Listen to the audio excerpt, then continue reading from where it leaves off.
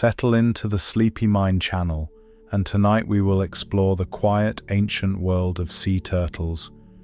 Sea turtles have been moving through the world's oceans for more than 100 million years, traveling across open water long before the shapes of modern coastlines had settled into place. They cross entire basins of moving water, returning again and again to regions that hold food, warmth, and shelter, and later traveling back toward the narrow strips of sand where nesting is possible. These journeys can stretch across thousands of kilometers, and yet they unfold without visible maps, without trail markers, and without the steady reference points that exist on land. One of the most quietly astonishing parts of this story is how a turtle finds direction in a world that looks, at first glance, like endless water. The ocean changes constantly. Waves shift the surface.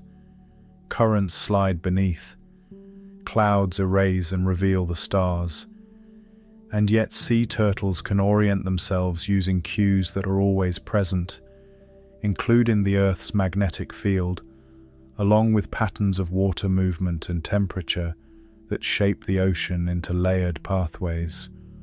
What looks empty from above becomes, from within, a structured environment with routes that can be followed and remembered over long periods of time. The story begins on land, in darkness, under sand that holds the day's warmth long after the air has cooled. When hatchlings emerge, they move toward the brightest horizon, which in natural conditions is the open sky reflecting over the sea. They enter the surf and are quickly drawn into the motion of waves and surface currents, where the smallest sea turtle bodies are carried more than they swim. In these early days, the ocean itself becomes a transport system, turning and lifting a hatchling through drifting pathways that can lead far from shore. As a turtle grows, movement becomes more deliberate and more physically powerful. Broad flippers press against dense water in slow, steady strokes that can be sustained for long periods. A breath is taken at the surface, then the turtle slips back into the water, descending into cooler layers, where pressure increases and light fades. The sea turtle's body adapts to this rhythm. Oxygen is used more slowly. Energy is conserved. The pace of movement becomes calm and efficient, formed by the resistance of water and the quiet need to balance travel with rest. Over decades, a sea turtle's life is made of these cycles of travel and return. Feeding grounds may lie near reefs, in open water, or across wide seagrass meadows that move gently with the current. Nesting beaches may be separated from these places by long stretches of ocean, yet the pathway can be traced again, guided by the steady cues of the planet and the structure of the sea. The journeys are not hurried. They are built from repetition, endurance, and the simple, continuous act of moving through water that is always in motion. For sea turtles, this is the setting we will explore tonight. A world formed by currents and depth, by breadth and distance, and by a lineage that has persisted through changing climates and rising and falling seas for more than 100 million years. Long before the outlines of modern continents settled into their present shapes, the oceans already held moving pathways of warm and cool water that circled the planet. In these shifting seas, the ancestors of sea turtles began a way of life shaped not by fixed ground, but by motion itself. The water was warmer in many regions. Shallow seas spread across wide areas of what is now dry land, and coastlines changed slowly as the surface of the planet lifted and sank over immense spans of time. Within these changing environments, Early marine reptiles entered the water and gradually adapted to a life that unfolded across open space rather than along the boundaries of land. The sea turtle bodies of these early ancestors were not yet shaped into the smooth, efficient forms seen in modern sea turtles. Limbs that had once supported weight on land began to flatten and widen, responding to the resistance of water with broader surfaces that could push against the surrounding fluid. Over many generations, these changes accumulated. Bone structure shifted, joints altered their range of motion. The spine adjusted to a life of gliding rather than walking. Each small change reflected the steady influence of water on form, as movement through dense fluid favored sea turtle bodies that could travel with less effort and greater stability. For sea turtles, as the lineage moved further into open water, breathing remained tied to the surface. Air was still gathered from above, requiring regular returns to the boundary between sea and sky. This constraint shaped patterns of movement. Journeys unfolded in segments, with long glides beneath the surface, punctuated by brief rises for breath. The rhythm of submerging and surfacing became woven into the daily life of these animals, linking their internal biology to the vertical structure of the ocean. Depth offered cooler temperatures and shelter, while the surface provided access to air and warmth. The ocean became a layered environment through which movement flowed up and down and forward. Over geological time, the seas themselves changed. Shallow inland seas retreated as continents rose, and new ocean basins opened as plates moved apart. Currents reorganized as the shapes of landmasses shifted, redirecting the flow of warm and cold water across the globe. Through these changes, the lineage of sea turtles persisted, adjusting their routes and habitats as the structure of the ocean evolved around them. Some regions that once served as warm, shallow feeding grounds became land, while new coastal margins formed elsewhere. The animals that moved through these waters adapted to these changes not through sudden leaps, but through the steady continuity of movement and survival across shifting environments. The persistence of this lineage through multiple major planetary changes reflects a form of continuity rooted in movement rather than in place. While forests spread and retreated on land and mountain ranges rose and eroded away, the ocean remained a connected medium, allowing routes of travel to be reshaped without severing the continuity of the habitat itself. The water that flowed around new coastlines was still water, and the physical principles governing movement through it remained the same. This continuity allowed sea turtles to remain part of the marine environment, even as the geography of that environment was slowly rewritten. Temperature played a central role in shaping the long history of these animals. Warmer seas supported different patterns of growth and feeding than cooler ones, and as global temperatures shifted, the distribution of suitable habitats moved accordingly.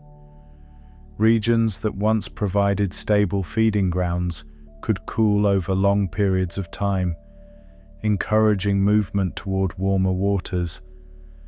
The ability to travel long distances through open ocean allowed sea turtles to follow these shifting zones of suitable temperature, maintaining access to environments that supported their physiology.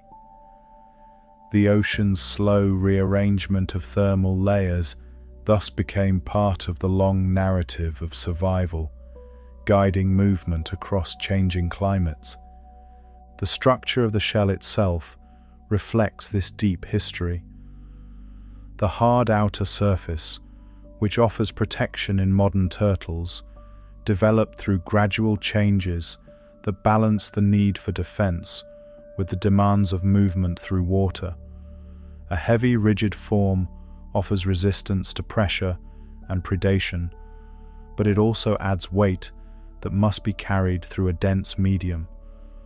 Over time, the shape of the shell became streamlined, reducing drag while still providing a stable framework for the sea turtle's body within.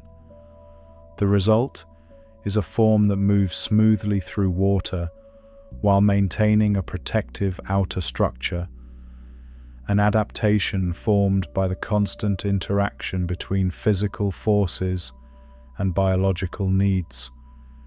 Feeding strategies also evolved in response to the changing structure of marine environments. As coastal ecosystems shifted and new habitats emerged, the availability of food sources changed. Some lineages adapted to feed on drifting organisms in open water, while others became associated with reefs or underwater meadows formed by slow currents.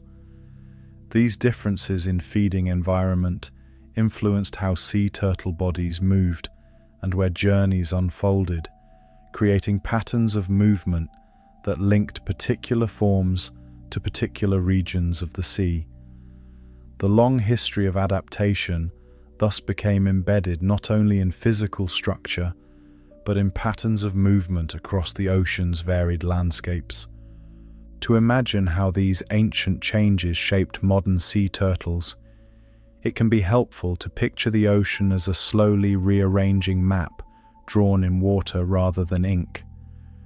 Routes that once led through shallow seas gradually deepened or vanished as land rose, while new passages opened elsewhere. The animals moving through this map did not need to remain in one fixed place. Instead, their ability to travel allowed them to follow the changing lines of suitable habitat, tracing new routes as old ones faded. In this way, the lineage remained continuous even as the environment itself transformed around it. Across tens of millions of years, this continuity of movement allowed sea turtles to persist through periods of significant planetary change. The cooling and warming of global climates, the opening and closing of ocean passages, and the slow reshaping of coastlines all influenced where suitable habitats could be found. Yet the ocean remained a connected medium through which travel was always possible. The long-distance journeys that characterize modern sea turtles echo this ancient pattern of following moving environments rather than fixed locations, a strategy formed by deep time and the steady motion of water across the planet. The presence of sea turtles in today's oceans is thus the visible expression of a long history of movement through changing seas.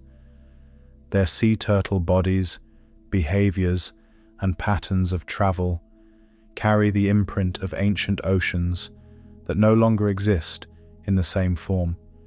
Each journey across modern water retraces, in a quiet way, the continuity of a lineage that has remained bound to the sea through shifting coastlines, reorganized currents, and long cycles of planetary change. Fossils give small physical glimpses of this long marine history. In some ancient seas, sea turtles grew to immense sizes, with shells spanning several meters and flippers built for steady, powerful travel through warm, shallow water. These giants were not simply oversized versions of modern turtles. Their bones show different proportions and different balances between mass and streamlining, reflecting oceans that were arranged differently, with broad continental shelves and long inland waterways that no longer exist. In later periods, as coastlines shifted and shallow seas retreated, the sea turtles that persisted were those able to move efficiently between distant feeding areas and newly forming margins of land. a body built for long-distance swimming, became a way to remain connected to suitable habitat, even as that habitat changed position. Streamlined shells reduced drag, flippers lengthened into strong, flattened paddles, and the entire body plan settled into a form that could travel across open water without wasting effort. Even the act of breathing became more tightly integrated with this style of movement. Lungs and buoyancy work together in the ocean, and a sea turtle can adjust its position in the water column with subtle changes in lung volume, becoming slightly lighter or slightly heavier without constant flipper work. This allows long glides beneath the surface, where the water is cooler and more stable, punctuated by brief returns to the air. The sea becomes not only a horizontal landscape of distance, but a vertical landscape of layers, each with its own temperature, pressure, and flow. Over time, the modern groups of sea turtles emerged, including lineages associated with seagrass meadows, reef edges, and open ocean.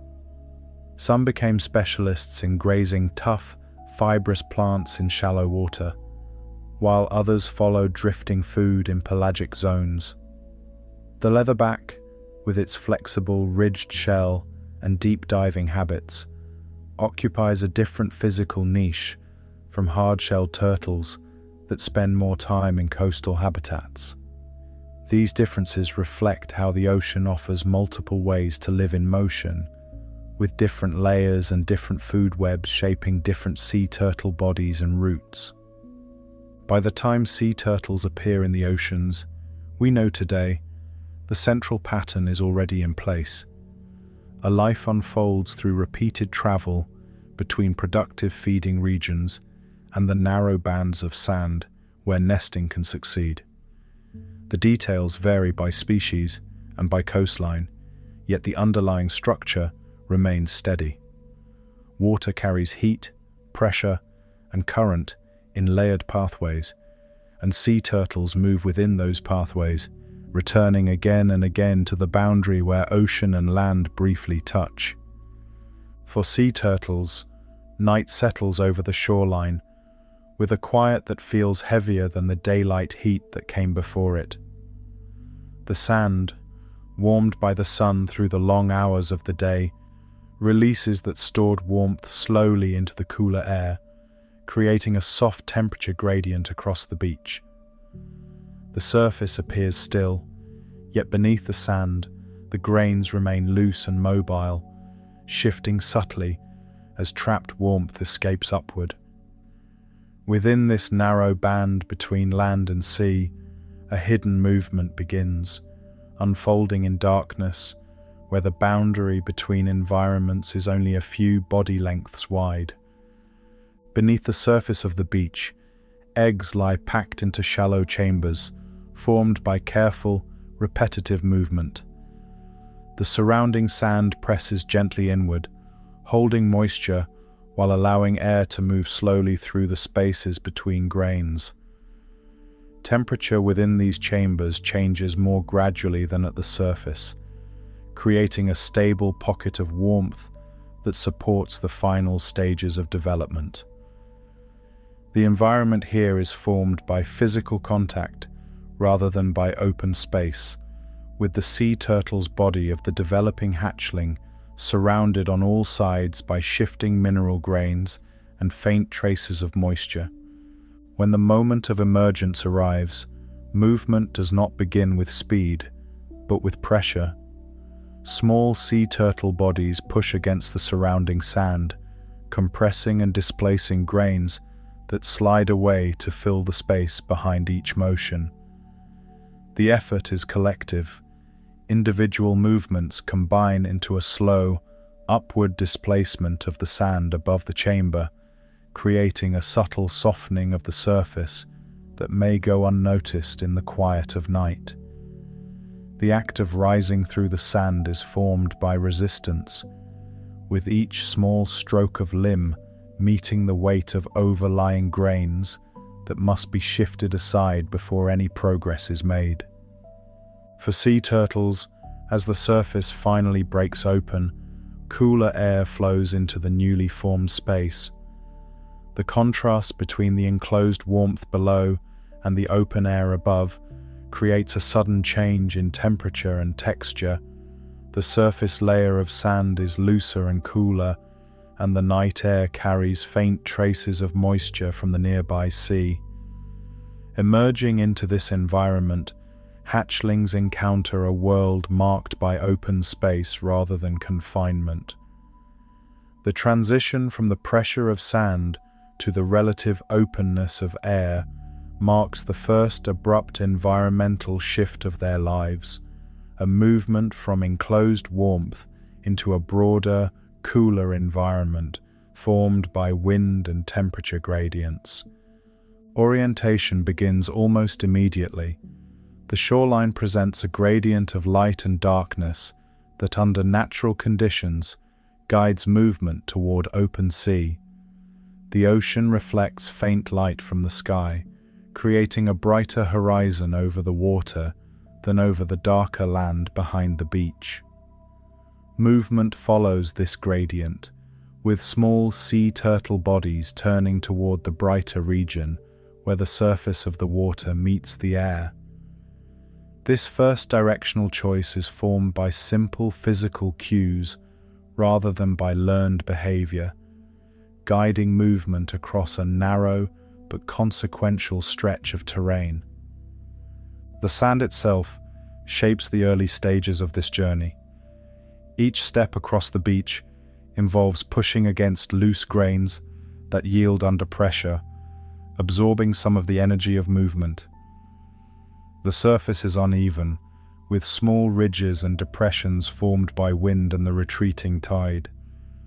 Progress across this terrain requires repeated effort, with short bursts of movement followed by brief pauses as the sea turtle's body adjusts to the resistance of the surface. The texture of the sand, its moisture content, and the slope of the beach all influence how easily movement can be sustained, shaping the pace at which the shoreline is crossed. As the edge of the water is reached, the environment changes again.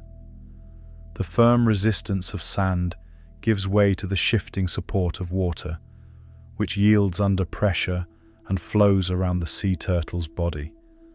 Waves arrive in slow, repeat impulses, lifting and lowering the surface of the sea in long arcs that move shoreward and retreat. Each incoming wave alters the physical conditions at the boundary between sand and water, momentarily deepening the water before it draws back again. The timing of movement becomes connected to these pulses, with forward progress occurring in the brief moments when water lifts the sea turtle's body and carries it outward. Once in the water, movement is formed by buoyancy as much as by effort. The dense resistance of water supports the sea turtle's body, reducing the effect of gravity that dominated movement on land. Limbs that struggled against shifting sand now move through fluid that flows around them, allowing forward motion to be sustained with less direct opposition. The water around the turtle presses gently against every surface, guiding movement into a steady, gliding pattern formed by the density and motion of the medium itself. The transition from sand to sea thus brings a shift from friction-dominated movement to buoyancy-supported travel. Near the surface, the water is rarely still. Small waves and surface currents move in response to wind and distant tides, creating a slow, continuous flow that carries small sea turtle bodies along with it. The hatchling's early movement is therefore partly self-directed and partly formed by the motion of the water around the turtle. The surface layer becomes a transport pathway, linking the nearshore environment to broader oceanic circulation patterns.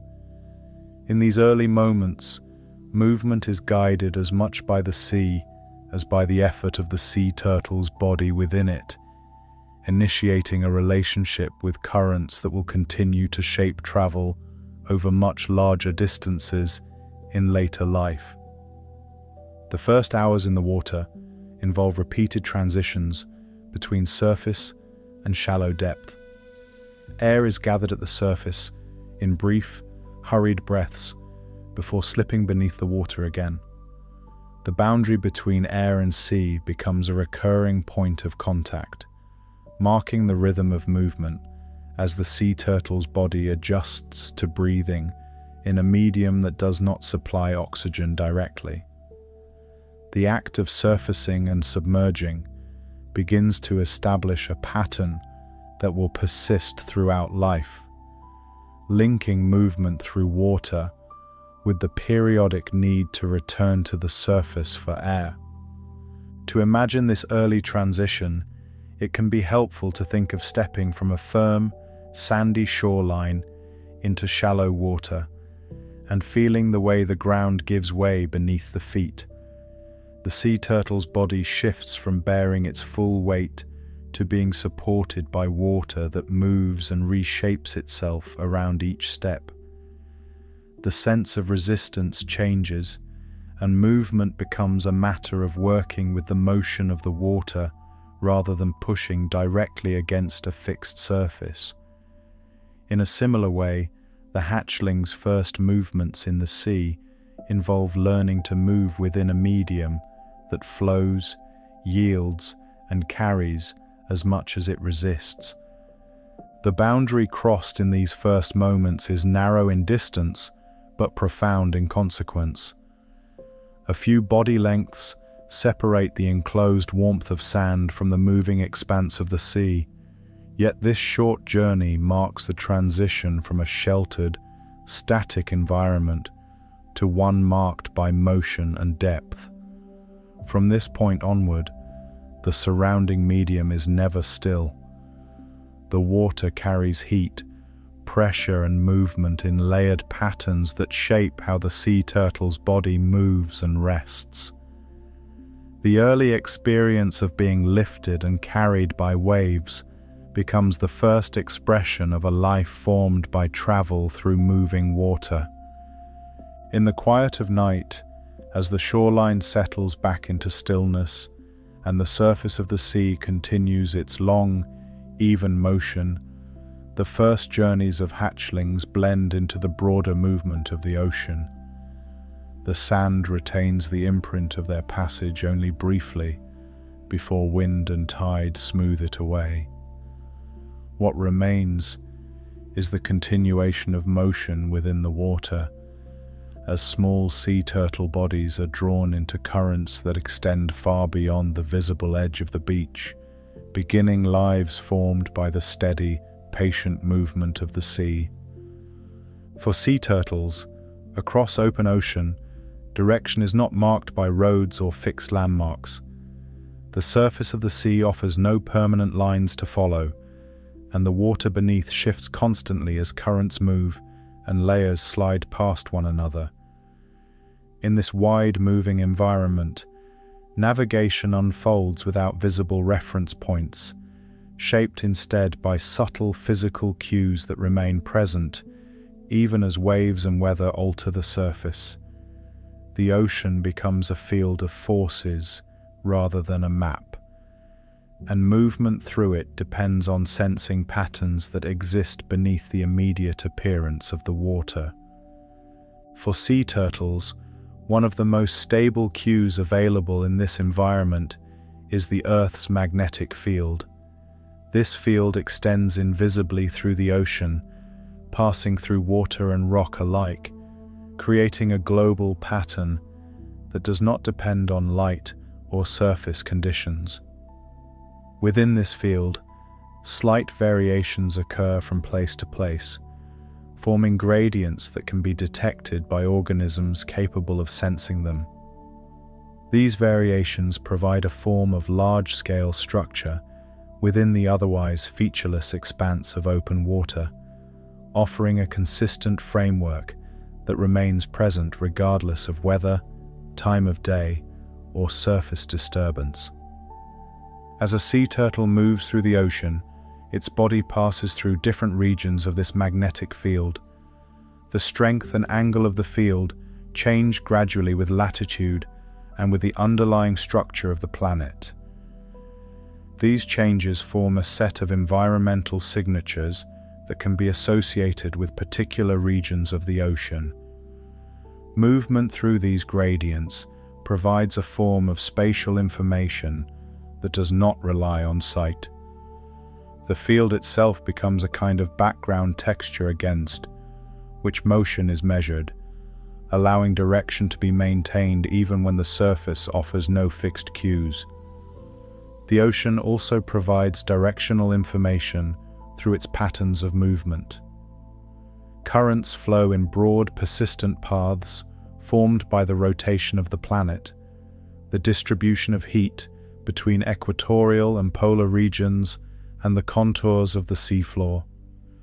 These flows create slow, continuous streams of water that move in predictable directions over long periods. Within these streams, water carries temperature and salinity signatures that differ from surrounding regions, creating layered pathways through which sea turtle bodies move. By aligning movement with these flows, travel across large distances becomes less energetically demanding, as the motion of the water contributes to forward progress. Temperature gradients add another layer of structure to the ocean. Warm water near the surface can overlay cooler layers below, forming bands of differing density and movement. These layers shift with seasons and with changes in weather patterns, yet they retain broad, stable characteristics tied to latitude and depth. Movement through these layers exposes the sea turtle's body to subtle changes in temperature that can be sensed over time. The pattern of warming and cooling encountered along a route provides information about position within the larger structure of the ocean, adding to the network of cues available for orientation. Near the surface, the sky offers additional directional references. The position of the sun during the day and the pattern of light and darkness at dawn and dusk create gradients across the water that change in predictable ways. Even when clouds obscure direct light, the brightness of the sky varies with direction, offering cues about the position of the horizon and the orientation of the sea turtle's body relative to open sea. At night, the distribution of light across the sky and the reflection of that light on the surface of the water can provide faint directional information, particularly in open regions where artificial light is absent. The combination of these cues creates a layered system of orientation rather than a single guiding signal. Magnetic gradients, current flows, temperature bands, and sky-based cues overlap and reinforce one another, providing multiple streams of information that can be used to maintain direction. Movement becomes a matter of aligning the sea turtle's body with these overlapping patterns, adjusting course as one set of cues becomes more or less prominent. The process unfolds continuously, with small corrections accumulating over time to maintain broad routes across open water. To imagine how such navigation might feel, it can be helpful to think of moving through a gentle current in a river without visible markers along the bank. The flow of water presses against the sea turtle's body in a consistent direction, and the temperature of the water shifts subtly as the depth changes. The position of the sun or the brightness of the sky provides a general sense of orientation, even when the banks are out of sight. Movement becomes guided by the combined sensation of flow, temperature, and light, rather than by fixed points on the landscape. In open ocean, these sensations extend across much larger scales, forming a diffuse but persistent framework for orientation. The absence of fixed landmarks means that navigation unfolds as a continuous process rather than as a sequence of turns. There is no single moment at which direction is chosen, then followed unchanged. Instead, movement involves constant adjustment as the sea turtle's body responds to small changes in the surrounding environment. Currents shift slightly, temperature layers move, the angle of the magnetic field changes gradually. Each of these variations prompts subtle changes in orientation, allowing routes to be maintained even as conditions evolve. Over long journeys, these small adjustments accumulate into large-scale patterns of movement that link distant regions of the ocean. For sea turtles, the long-term consistency of these environmental cues allows routes to be retraced across years and decades.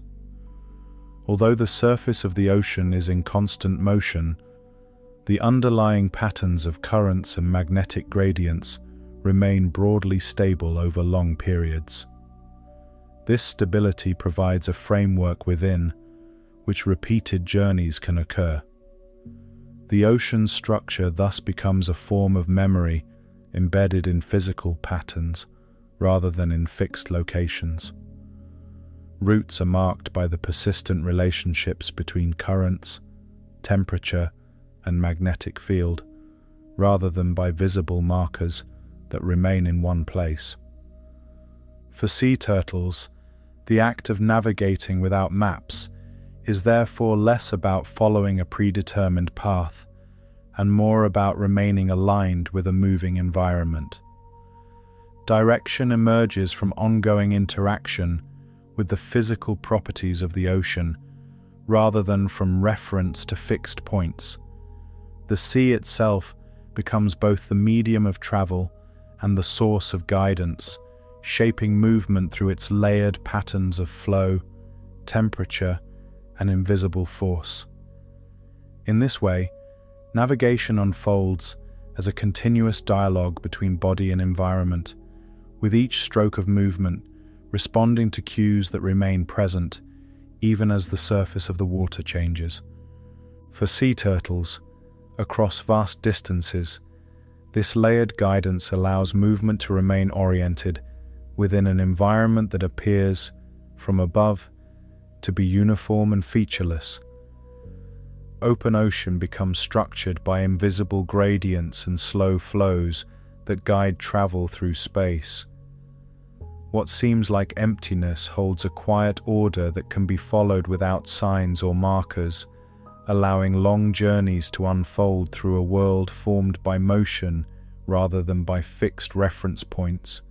For sea turtles, across open ocean, water is never truly still. Even on calm days, when the surface appears smooth and unbroken, broad movements unfold beneath, carrying layers of warm and cool water along slow, curving paths that circle entire ocean basins. These currents form a moving landscape through which long journeys take shape. Travel across such distances is not a matter of crossing a fixed space, but of moving within a medium that is itself in motion, shaping both the direction and the effort required for each passage. For sea turtles, large-scale ocean currents arise from the uneven heating of the planet. Warm water near the equator expands and flows outward toward cooler regions, while cooler, denser water sinks and moves along deeper pathways before rising again elsewhere. The rotation of the Earth bends these flows into sweeping arcs, creating broad, circulating systems that persist over long periods. These systems define the background movement of the ocean, setting a slow pace that shapes the pathways available for long journeys. Movement within this framework becomes a matter of aligning with these persistent flows, allowing the water's own motion to contribute to progress across wide regions. Near the surface, winds transfer energy into the water, adding another layer of motion. Persistent wind patterns push surface waters along consistent routes, reinforcing the broader circulation driven by temperature differences. This creates bands of surface flow that move in relatively stable directions over months and years. Within these bands, objects at the surface are carried along with the moving water, drifting across large distances even without sustained effort. For a sea turtle's body moving within these surface layers, travel becomes partly a matter of being carried, with forward motion formed by the slow, steady push of wind-driven currents. Below the surface, the structure of movement changes. Temperature differences create layers of differing density that slide past one another, forming deeper currents that move more slowly but with great persistence. These deeper flows are formed by the contours of the seafloor and the distribution of heat between regions, forming pathways that can extend across entire ocean basins. Movement through these layers exposes the sea turtle's body to subtle changes in temperature and pressure, altering the feel of the water around the turtle and the resistance encountered with each stroke. Travel thus unfolds across a three-dimensional field of motion, where direction and effort change with depth and with position. For sea turtles, the effort required to move through this moving water is formed by the balance between active swimming and passive transport. When moving against a current, each stroke meets resistance from water flowing in the opposite direction, increasing the energy required to make progress.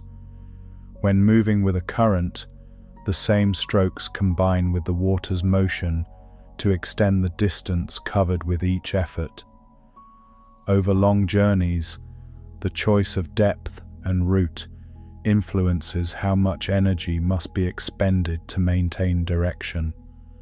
Aligning movement with favorable flows becomes a way of working with the ocean's motion rather than against it, allowing long distances to be covered more efficiently. The surface of the ocean adds another layer of complexity to long journeys. Waves travel across the sea in long, rolling patterns that move independently of the underlying currents. Each wave lifts and lowers the surface, creating a rhythmic vertical motion that adds to the horizontal movement of water. For sea turtle bodies moving near the surface, this motion shapes the rhythm of travel, lifting the sea turtle's body upward, then allowing it to settle back into the water. Over time, this repeated vertical movement becomes part of the sensory environment of travel, contributing to a sense of steady, unhurried motion across a shifting surface. Temperature gradients within the ocean also influence the routes taken during long journeys. Warm surface waters near the equator differ in density and movement from cooler waters at higher latitudes. As seasons change, the boundaries between these regions shift, altering the distribution of favorable conditions for sustained travel. Movement across these boundaries exposes the sea turtle's body to gradual changes in temperature that can influence comfort and metabolic rate, shaping the pace at which long distances are covered. The ocean thus presents a moving mosaic of conditions that guide travel along routes formed by both motion and temperature. To picture how these currents shape long journeys, it can help to imagine floating on a slow-moving river that curves through open terrain. The water carries the sea turtle's body forward along a path marked by the shape of the land, while eddies and side currents create areas of slower or faster movement. Steering into the main flow allows travel to unfold with less effort, while pushing against it requires sustained exertion. In open ocean, the scale is vastly larger and the banks are not visible, yet the principle remains the same. The water itself becomes the pathway, and movement is formed by the direction and strength of the flow within which the journey takes place. The interaction between body and moving water also shapes patterns of rest. Periods of sustained swimming alternate with moments of relative stillness, where movement slows and the water around the turtle carries the sea turtle's body forward. These intervals allow energy to be conserved, linking active effort with passive transport in a rhythm that unfolds over long periods of time. Rest does not always involve stopping. Instead, it can involve yielding to the movement of the water, allowing the current to extend the journey while effort is reduced. This blending of movement and rest reflects the way long journeys through water unfold as a continuous, modulated process, rather than as a sequence of distinct stages. For sea turtles, over months and years, these patterns of movement connect distant regions of the ocean into continuous pathways of travel. Feed-in grounds, rest-in areas, and nest-in beaches become linked by routes marked by the structure of currents and the distribution of temperature across the sea. The ocean circulation thus weaves together separate habitats into a single move-in network through which long journeys unfold. Each passage across open water traces part of this network, reinforcing the continuity of movement that binds distant places into a shared, flowing environment. For sea turtles, in the quiet persistence of these journeys, the ocean reveals itself not as an empty expanse, but as a structured medium of movement. Currents, waves, and temperature layers combine to shape the pathways along which long journeys becomes possible. The water carries memory in the form of repeated flows that return again and again along similar routes, guiding movement through a world marked by motion rather than by fixed ground. Within this moving landscape, long journeys unfold as an ongoing exchange between body and current, each shaping the other across wide, open space. In a world marked by water, the boundary between air and sea becomes a recurring point of return. The surface of the ocean forms a thin, moving layer where breathing is possible, separating the dense medium below from the open air above. Movement of sea turtles through water unfolds beneath this shifting boundary, and every long journey is formed by the need to rise periodically to this surface to draw in air. The rhythm of travel is therefore connected to the rhythm of breathing, tying the motion of the sea turtle's body through water to the vertical structure of the ocean. The act of surfacing is formed by subtle changes in pressure and buoyancy. As the sea turtle's body ascends, the water around the turtle grows lighter, and the resistance against upward movement decreases. The surface itself is rarely flat.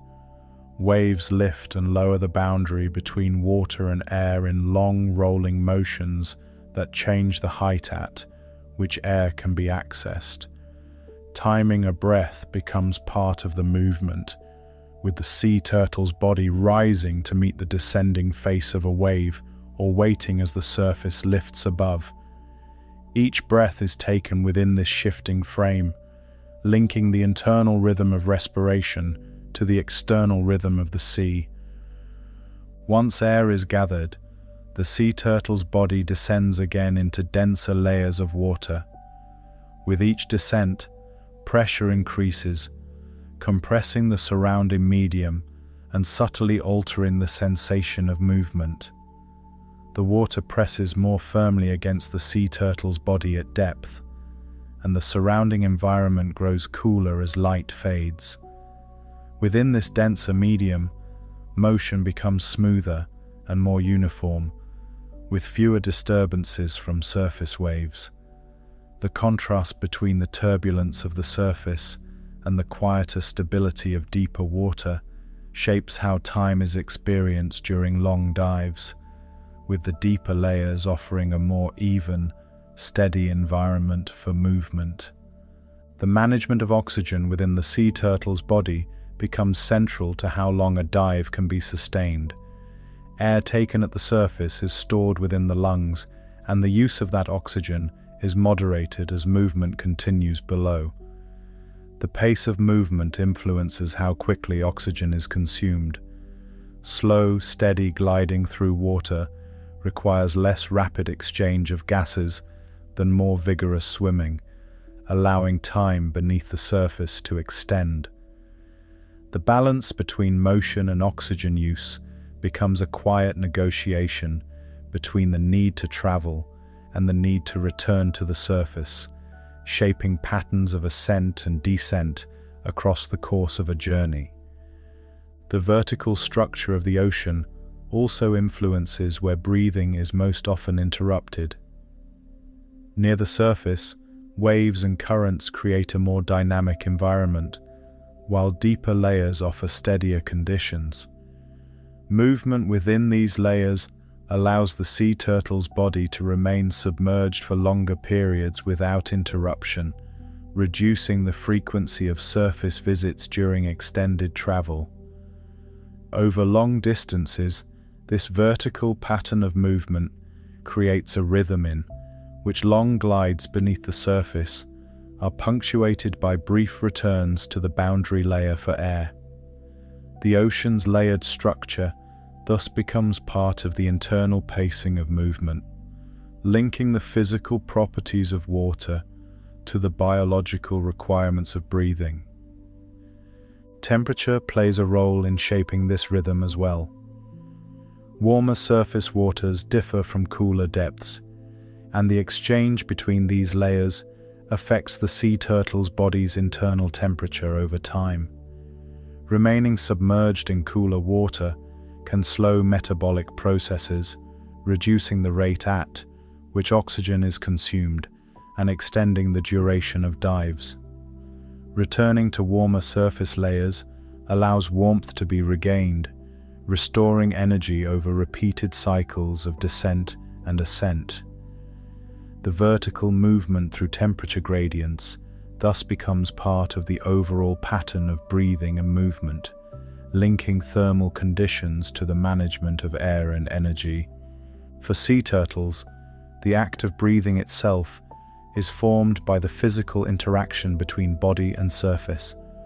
The surface of the ocean is not a fixed plane, but a constantly moving boundary that rises and falls with each passing wave.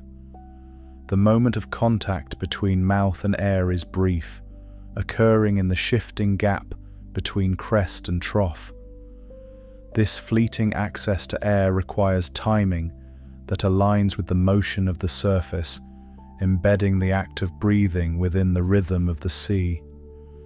Each breath becomes part of a continuous exchange between internal need and external motion, formed by the dynamic character of the boundary between environments.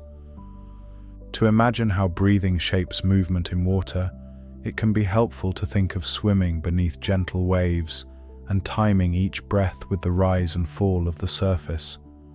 The sea turtle's body ascends toward air, pauses briefly to inhale, then sinks back into the denser medium below. The sensation of buoyancy shifts as the sea turtle's body crosses the boundary, and the rhythm of movement becomes tied to the motion of the water itself. Over time, this rhythm settles into a steady pattern that allows long periods of movement to unfold beneath the surface, with only brief interruptions for air. The need to breathe also shapes how rest is distributed across long journeys. Periods of reduced movement often coincide with longer stays near the surface, where breathing can occur more frequently and with less effort. These intervals allow the sea turtle's body to replenish oxygen reserves before resuming longer dives into deeper layers. Rest and movement thus become intertwined with the vertical structure of the ocean, creating a pattern in which the surface serves as both a gateway for air and a zone of recovery between deeper phases of travel. Over long spans of time, the repeated passage between surface and depth weaves breathing into the broader narrative of movement of sea turtles through water. Each ascent and descent traces a small vertical arc within the vast horizontal distances covered across open ocean. The ocean's depth becomes not just a measure of space, but a framework that shapes how movement is paced and how energy is managed. The thin, moving layer of air at the surface remains ever present as a point of return, linking the interior of the sea turtle's body to the wider environment through the simple, repeated act of drawing breath.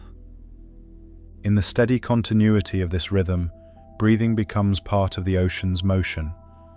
The rise and fall of the sea turtle's body echoes the rise and fall of waves, and the exchange of air aligns with the slow circulation of water across the sea. Movement of sea turtles through the ocean thus unfolds as a layered pattern, where horizontal travel is formed by currents and depth, and vertical movement is formed by the steady need to return to the surface. Within this pattern, long journeys through water are sustained by a simple, recurring exchange between body and environment, repeated countless times beneath the moving boundary of the sea. For sea turtles, across the broad movement of the ocean, regions of relative stillness form where water slows and life gathers. These places are formed by the contours of the seafloor, by reefs that rise into shallower water, and by wide underwater meadows where seagrass grows in slow, swaying fields. Within these environments, currents soften, and the constant motion of open water gives way to gentler, more contained flows.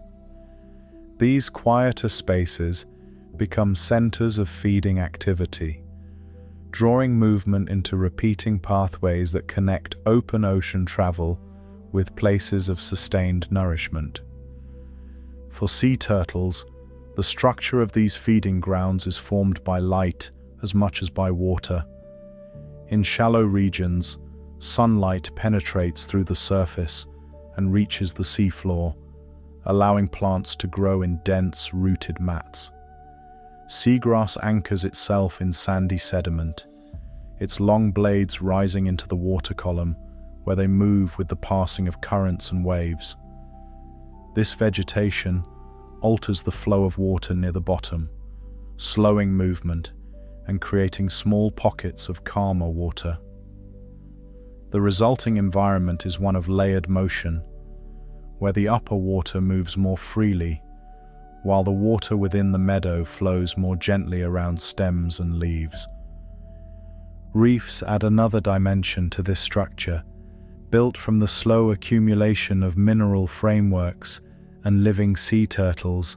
Reefs rise into the water column and break the force of incoming currents.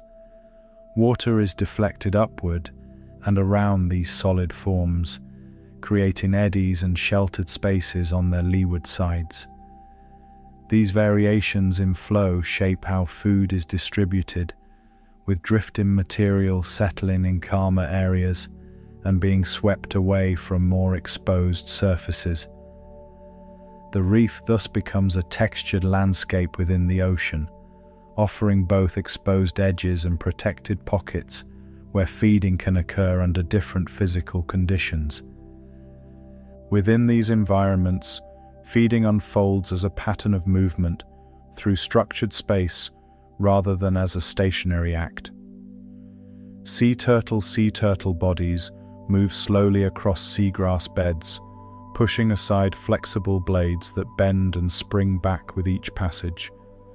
The resistance offered by this vegetation shapes the pace of movement, encouraging slower, more deliberate motion as feeding continues.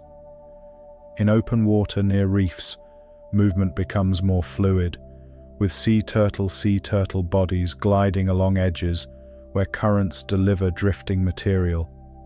The physical structure of the environment thus shapes the rhythm and path of feeding, linking the act of nourishment to the contours of the underwater landscape. For sea turtles, the distribution of food within these regions reflects the broader movement of the ocean. Nutrients carried by currents support the growth of seagrass and the productivity of reef systems. In turn, these productive zones attract other forms of life, creating layers of interaction within the water. Water movement through these systems delivers new material while carrying away waste, maintaining a balance that sustains feeding over long periods. The slow, continuous circulation of nutrients through these environments links distant regions of the ocean into a shared network of productivity, where feeding grounds are replenished by flows that originate far beyond the visible boundaries of the meadow or reef. The act of feeding is therefore inseparable from water movement and the structure of the seafloor. Each mouthful is formed by the physical environment in which it is taken, whether that environment is a dense meadow of seagrass or the open edge of a reef, where currents bring drifting material within reach. The sea turtle's body adjusts to these different contexts by altering its posture and pace of movement, slowing in dense vegetation and moving more freely in open water. Over time, these adjustments become part of a broader pattern of movement that links feeding grounds with travel routes across open ocean. The influence of feeding grounds extends beyond the immediate act of nourishment. The presence of moving sea turtle bodies within seagrass meadows and around reefs alters the physical structure of these environments. As sea turtle bodies pass through vegetation, blades are bent and repositioned, influencing how water flows near the bottom and how sediment is redistributed.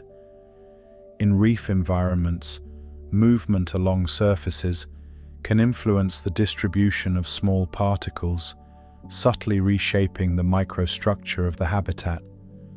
These small physical interactions accumulate over time, contributing to the ongoing shaping of the feeding environment itself. To imagine how these feeding paths form, it can be helpful to think of walking through tall grass in a field. The repeated passage of sea turtle bodies bends the grass along certain routes, creating faint pathways that guide future movement. In the water, similar pathways form through repeated movement across seagrass meadows and along reef edges. The water itself smooths these paths over time, yet the tendency to follow familiar routes remains, formed by the physical ease of moving through areas where vegetation is already parted, or currents are already softened by surrounding structures. For sea turtles, the stability of these feeding grounds over long periods contributes to the formation of repeated travel patterns. While the ocean's surface currents and temperature layers may shift with seasons and longer-term climate changes, the underlying structure of reefs and seagrass beds remains relatively stable on shorter timescales. This stability provides reliable points of return within a moving environment, anchoring long journeys to specific regions of sustained productivity. The connection between open ocean travel and structured feeding environments thus forms a cyclical pattern where movement away from feeding grounds is balanced by eventual return along pathways formed by both water movement and the physical contours of the seafloor. For sea turtles, over time, these cycles of feeding and travel link individual movements into broader patterns that span large regions of the ocean. The slow circulation of water connects distant feeding grounds through shared currents, while the repeated return to structured environments reinforces the continuity of these pathways. The ocean's motion thus weaves feeding grounds into a larger network of movement, where nourishment and travel become intertwined within a fluid landscape formed by light, depth, and the steady flow of water. In the quiet persistence of these patterns, feeding becomes part of the broader rhythm of ocean life. Movement through seagrass meadows and along reef edges unfolds within the same slow currents that carry sea turtle bodies across open water, linking nourishment to travel within a continuous field of motion. The ocean, with its layered structure of moving water and fixed underwater landscapes, becomes both the source of food and the pathway by which feeding grounds are reached and revisited, sustaining long lives formed by repeated passage through these quiet, productive spaces. Time moves differently in water. The steady resistance of the ocean slows movement, and the layering of temperature and depth creates environments where change unfolds gradually rather than in sudden shifts. Within this slow-moving medium, growth itself becomes a drawn-out process, unfolding over long periods marked not by rapid transformation, but by steady, incremental change. The sea turtle's body develops within conditions formed by the water around the turtle, where warmth, pressure, and movement interact to set the pace at which change occurs. From the earliest stages of life, growth is influenced by the temperature of the water through which the sea turtle's body moves. Warmer regions support faster metabolic processes, allowing tissue to develop more rapidly, while cooler regions slow these processes, extending the time required for the sea turtle's body to change in measurable ways. As movement carries individuals through different thermal zones, growth becomes connected to patterns of travel. Periods spent in warmer waters can accelerate development, while time in cooler layers stretches growth across longer spans. The ocean's thermal structure thus becomes part of the internal clock that governs how quickly the sea turtle's body matures. The slow accumulation of mass reflects the balance between energy intake and the demands of movement. Feeding provides the raw material for growth, yet the effort required to move through water consumes a portion of this energy. Long journeys across open ocean draw on stored reserves, slowing the rate at which new tissue can be formed. In calmer feeding grounds, where movement is gentler and nourishment more readily available, more energy can be directed toward growth. The contrast between these environments shapes the overall pace of development, linking physical movement through space with the gradual change of the sea turtle's body over time. The structure of the sea turtle's body itself changes in subtle ways as growth unfolds. The sea turtle's shell thickens gradually, adding layers that increase stability while also altering how the sea turtle's body moves through water. Each small increase in size changes the relationship between surface area and volume, influencing buoyancy and resistance. As the sea turtle's body becomes larger, the effort required to change direction increases and movement becomes more deliberate. These physical changes feed back into patterns of travel, shaping where movement is most efficient and how routes are selected over long distances. For sea turtles, growth is also formed by the rhythm of rest and movement. Periods of sustained travel alternate with intervals spent in more contained environments, where movement slows and energy expenditure decreases. These quieter intervals allow resources to be directed toward maintenance and development, rather than toward the immediate demands of long-distance movement. Over years, this alternating pattern of exertion and relative stillness produces a gradual increase in size and capacity, embedding growth within the broader rhythm of ocean life. For sea turtles, the slow pace of maturation reflects the stability of the ocean environment across long spans of time.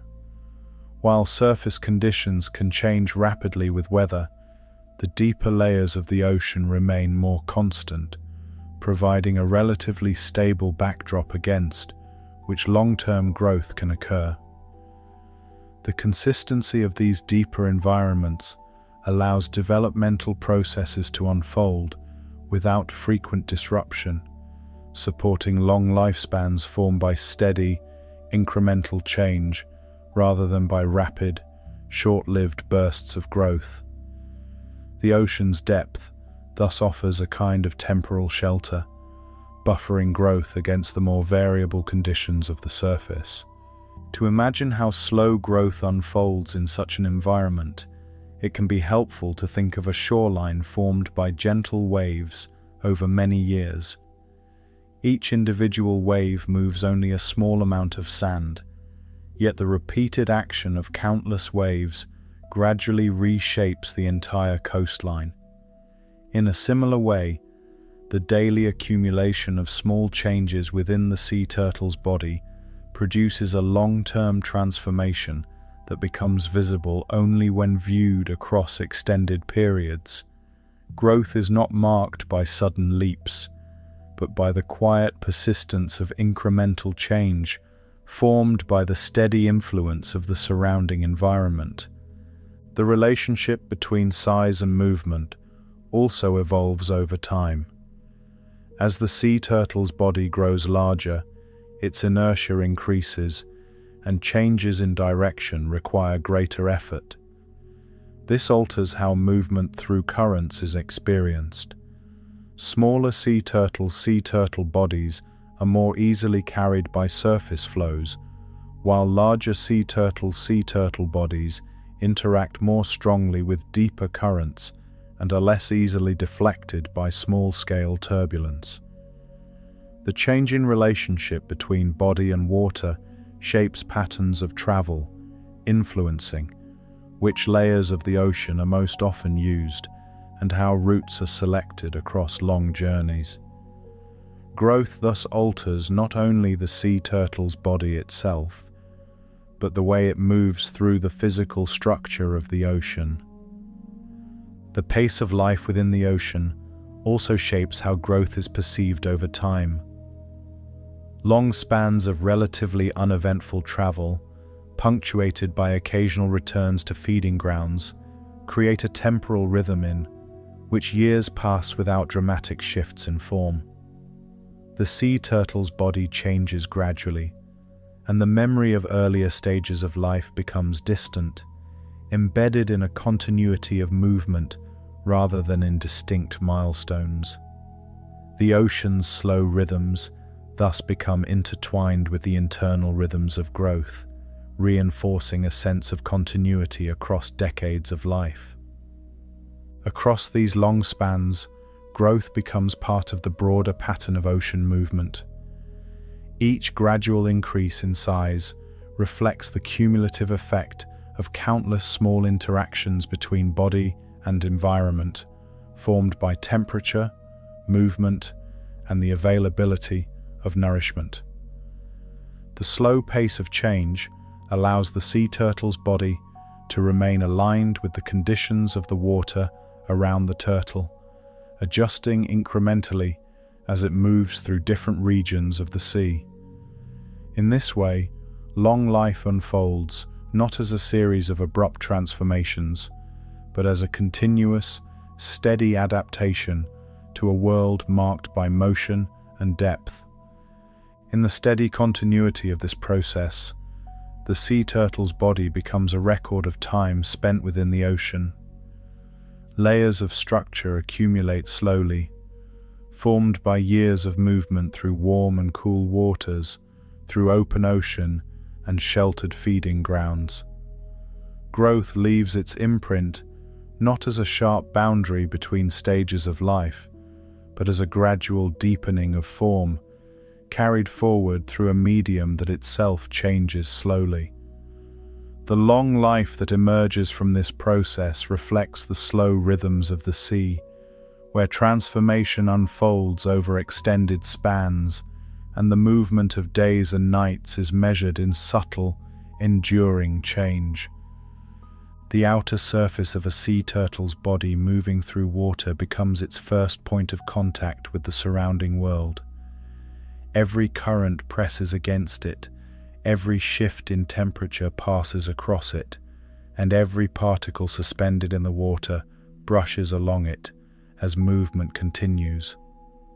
In the ocean, this boundary between body and environment is not a simple line, but a living interface formed by layers of structure that balance protection with the need to move smoothly through a dense medium.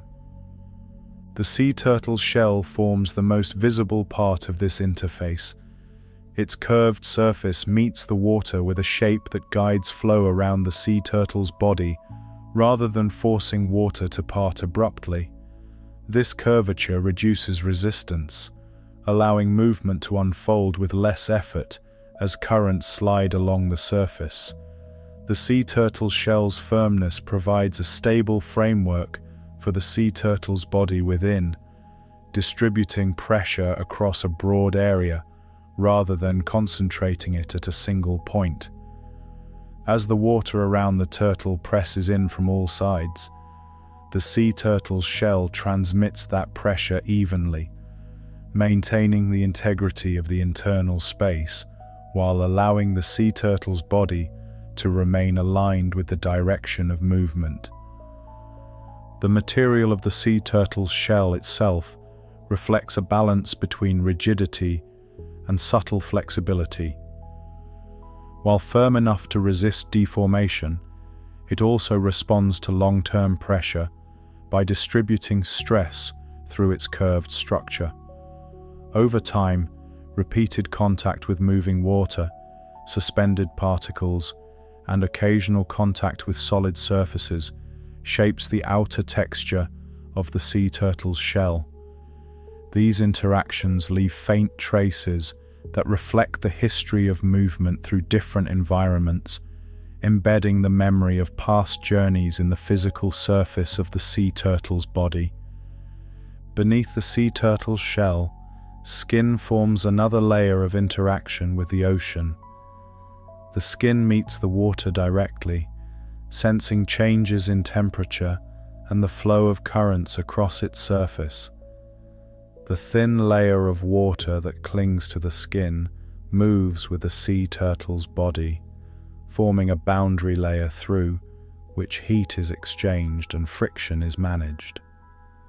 This boundary layer smooths the interaction between body and water, allowing movement to proceed with reduced turbulence. The condition of the skin thus influences how smoothly water flows around the sea turtle's body, shaping both the comfort of movement and the efficiency with which distance is covered.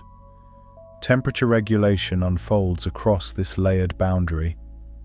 Warm water near the surface transfers heat into the outer layers of the sea turtle's body, while cooler water at depth draws heat away.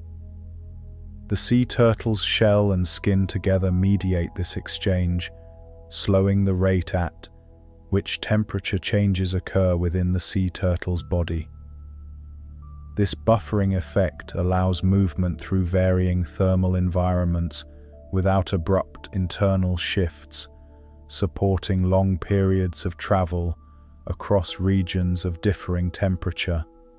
The outer layers thus serve as a moderating interface, smoothing the transition between the thermal properties of the ocean and the internal conditions of the sea turtle's body.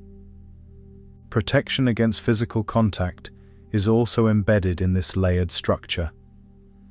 The sea turtle shell's curved surface deflects small impacts, guiding contact forces away from vulnerable internal areas. In environments where suspended particles or floating debris move with currents, the outer surface absorbs and distributes these contacts, reducing the likelihood that any single point will bear the full force of impact. The skin beneath the sea turtle's shell adds another layer of resilience, capable of healing from minor abrasions sustained during contact with rough surfaces or drifting material. Over time, the combination of shell and skin forms a durable boundary that withstands the ongoing friction of movement of sea turtles through water. The interplay between protection and movement is evident in how the outer surface shapes the flow of water. As the sea turtle's body moves forward, water splits at the leading edge, then reunites along the curved sides, creating a smooth pattern of flow that reduces drag. The sea turtle's shell's form encourages this streamlined movement, allowing currents to slide past rather than forming turbulent wakes that would increase resistance. This smooth interaction with water supports sustained travel over long distances, linking the protective function of the sea turtle's shell with the energetic demands of movement. To imagine how this boundary functions, it can be helpful to think of a smooth stone placed in a flowing stream. The water divides and reunites around the stone, creating a pattern of flow that allows the current to continue with minimal disruption. A rough, angular object placed in the same stream would disturb the flow more strongly, creating eddies and turbulence that increase resistance. In a similar way, the smooth curvature of the sea turtle's shell allows water to flow past the sea turtle's body with less disruption, balancing the need for protection with the demands of efficient movement through a dense medium. The outer layers also mediate interactions with light. Near the surface, sunlight filters through the water and reflects off the sea turtle's shell, creating shifting patterns of brightness and shadow that move with the waves above. The skin beneath the sea turtle's shell responds to this changing light environment, sensing shifts in brightness that accompany movement between surface and depth. These changes in light exposure become part of the sensory environment of travel, linking the physical boundary of the sea turtle's body to the broader visual patterns of the ocean. The outer surface becomes a record of the environments through which movement has occurred. Subtle differences in texture and color reflect exposure to varying light conditions, contact with different substrates, and long-term interaction with moving water. These traces accumulate gradually, marking the movement of days and nights in ways that are visible upon close inspection. The sea turtle's shell and skin thus carry the imprint of a life lived in motion, formed by countless small interactions with the physical world of the ocean. The protective boundary formed by shell and skin also influences how the sea turtle's body experiences pressure at depth. As movement carries the sea turtle's body into deeper layers, the water around the turtle presses more firmly against the outer surface. The sea turtle's shell distributes this pressure across its curved form, reducing localized stress and maintaining internal stability. The skin, in turn, senses these changes in pressure, contributing to the sea turtle's body's awareness of depth and supporting adjustments in buoyancy and movement. Together, these layers allow movement to extend across a vertical range of environments without abrupt changes in internal conditions. In the steady continuity of long journeys, the sea turtle's shell and skin remain in constant dialogue with the ocean. Every current that passes, every change in temperature, and every subtle shift in pressure is mediated through this layered boundary. Protection and movement are woven together in the structure of the outer surface, allowing travel to unfold through a medium that presses in from all sides. The sea turtle's body's boundary thus becomes both shield and interface, enabling survival within an environment marked by motion, depth, and the steady flow of water around a living form. For sea turtles, across the wide movement of the sea, small actions accumulate into large changes. Water flows over shallow seabeds, brushing against blades of seagrass and the branching forms of reefs, carrying fine particles that settle and resettle with each shift in current. These subtle movements shape the physical structure of coastal and shallow water environments, creating patterns of growth and erosion that unfold gradually over time. Within this slow, continuous motion, the ocean performs quiet work, reshaping its own landscapes through countless small exchanges of energy and material. For sea turtles, in seagrass meadows, water movement is softened by dense growth rooted in sandy sediment. Each blade bends with passing currents, absorbing some of the water's energy and slowing the flow near the bottom. This reduction in flow allows fine particles carried by the water to settle, gradually building up layers of sediment around the roots of the plants. Over time, this process stabilizes the seafloor, reducing erosion and creating a more secure foundation for further growth. The presence of these meadows thus alters the physical behavior of the water, reshaping how currents interact with the seafloor and influencing the distribution of material across shallow regions of the ocean. For sea turtles, reefs perform a similar function in different ways. Rising into the water column, their rigid structures break the force of incoming waves and currents, creating areas of calmer water on their sheltered sides. In these lee zones, suspended particles slow and settle, contributing to the gradual accumulation of material within protected spaces. The reef's physical presence redirects flow upward and around its edges, creating patterns of circulation that shape the surrounding environment. Over time, these redirected flows influence where sediment accumulates and where erosion occurs, subtly sculpting the contours of the seafloor around the reef. The quiet work of these environments extends beyond physical reshaping of the seabed. By slowing currents and capturing particles, seagrass meadows and reefs influence how nutrients move through coastal waters. Nutrient-rich particles carried by currents are more likely to settle in these calmer zones, enriching the local environment and supporting the growth of plants and other sea turtles.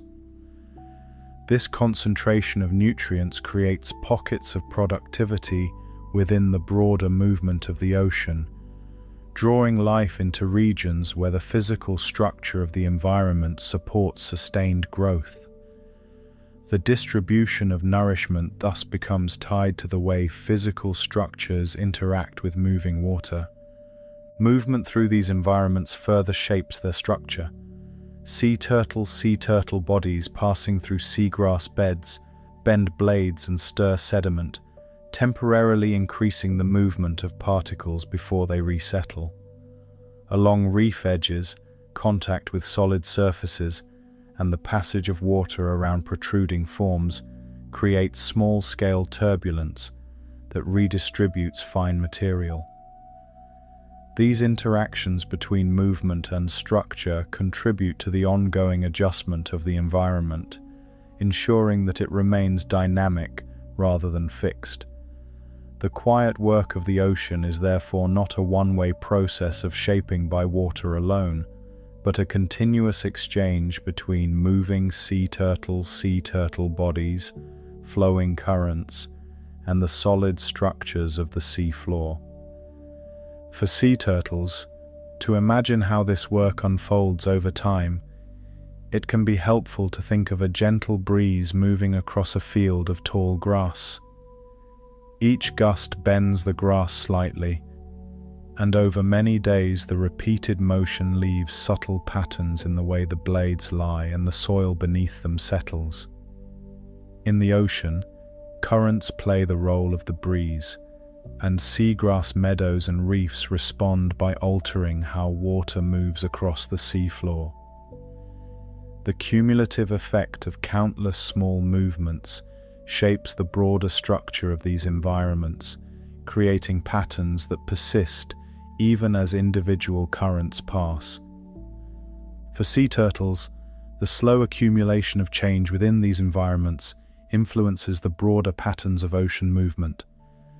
As seagrass meadows stabilize sediment and reefs redirect currents, the pathways through which water flows are subtly altered.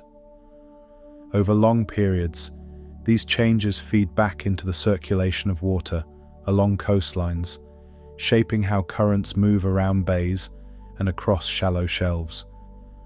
The quiet work of these structures thus extends beyond their immediate vicinity, contributing to the gradual reorganization of coastal flow patterns that influence how water, heat, and nutrients move through the nearshore ocean. For sea turtles, the stability created by these environments also provides a foundation for repeated use over long periods. While storms and seasonal changes can disrupt the surface of the ocean, the underlying structure of seagrass beds and reefs remains relatively stable on shorter timescales. This stability allows them to serve as persistent points of interaction within a moving environment, anchoring patterns of movement and feeding within the broader flow of the sea. The quiet work of maintaining these structures thus supports long-term continuity within an ocean that is otherwise in constant motion. For sea turtles, the interaction between water movement and physical structure also shapes how energy is distributed within coastal environments. Waves approaching a reef expend some of their energy as they are broken and redirected, reducing the force of water that reaches the shoreline behind. This energy dissipation alters patterns of erosion along the coast, contributing to the maintenance of beaches and shallow habitats.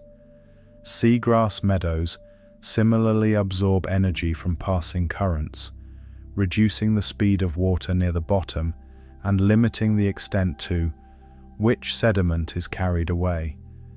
These processes illustrate how the quiet work of underwater structures influences the broader dynamics of coastal landscapes.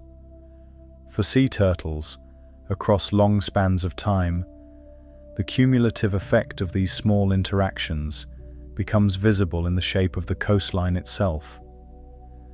The presence of reefs and seagrass meadows influences where sediment accumulates and where erosion is most pronounced, guiding the slow reshaping of bays, inlets, and shallow shelves. The ocean's quiet work thus extends from the fine scale of individual blades of seagrass to the broad contours of coastal geography, linking minute physical interactions with large-scale environmental change. For sea turtles, in the steady rhythm of water moving across shallow seas, this quiet work continues without pause. Currents bend and flow around solid forms, particles settle and resettle, and energy is absorbed and redirected by living and mineral structures alike. The ocean reshapes itself through these countless small exchanges, maintaining a dynamic balance between movement and stability. Within this balance, coastal and shallow water environments remain sites of ongoing transformation, formed by the patient, persistent work of moving water interacting with structured landscapes beneath the surface. Across open ocean, sea turtles move within a field of exposure that offers few fixed places to pause or hide. The water extends in all directions, and the sea turtle's body of a sea turtle becomes a visible form within a transparent medium formed by light, depth, and the steady movement of currents. In this environment, the experience of risk is not marked by a single moment, but by the continuous awareness of moving through open space where distance offers little cover and motion itself becomes part of what is seen within the water. Near the surface, sunlight filters down through the upper layers of the ocean, illuminating the water in shifting bands of brightness that travel with the waves. As a sea turtle swims through these bands, the curved surface of its shell reflects and absorbs light in changing patterns, altering how its outline appears against the brighter background above. The movement of the flippers creates faint disturbances in the water that trail behind the sea turtle's body, briefly marking the path of travel before being smoothed away by passing currents. In this surface layer, motion is framed by light, and the sea turtle's presence is woven into the bright, moving texture of the water. Depth changes the character of this exposure. As a sea turtle descends, the water grows darker and more uniform in tone, reducing the contrast between body and background. The absence of surface reflections creates a quieter visual field, where outlines soften and distances become harder to judge. The turtle's movement becomes smoother in these deeper layers, guided more by the steady resistance of denser water than by the shifting patterns of light above.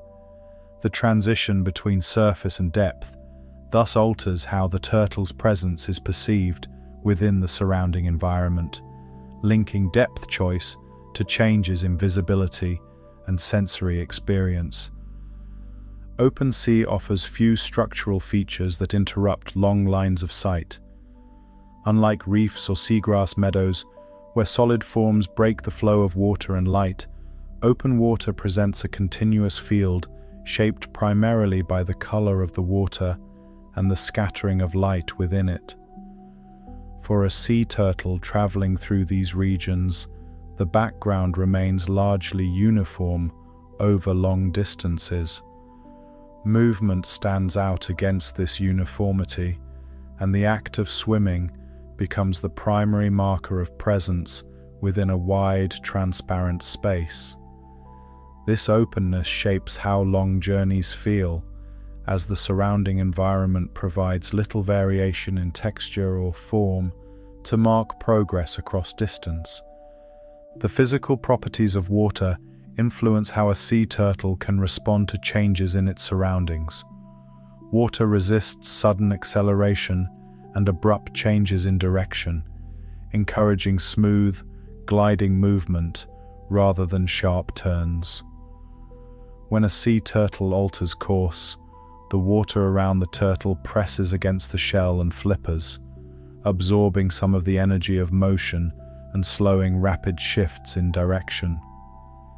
This resistance shapes the style of movement used during long journeys, favoring steady, continuous swimming that aligns with the slow, persistent flow of currents rather than quick, reactive bursts of speed.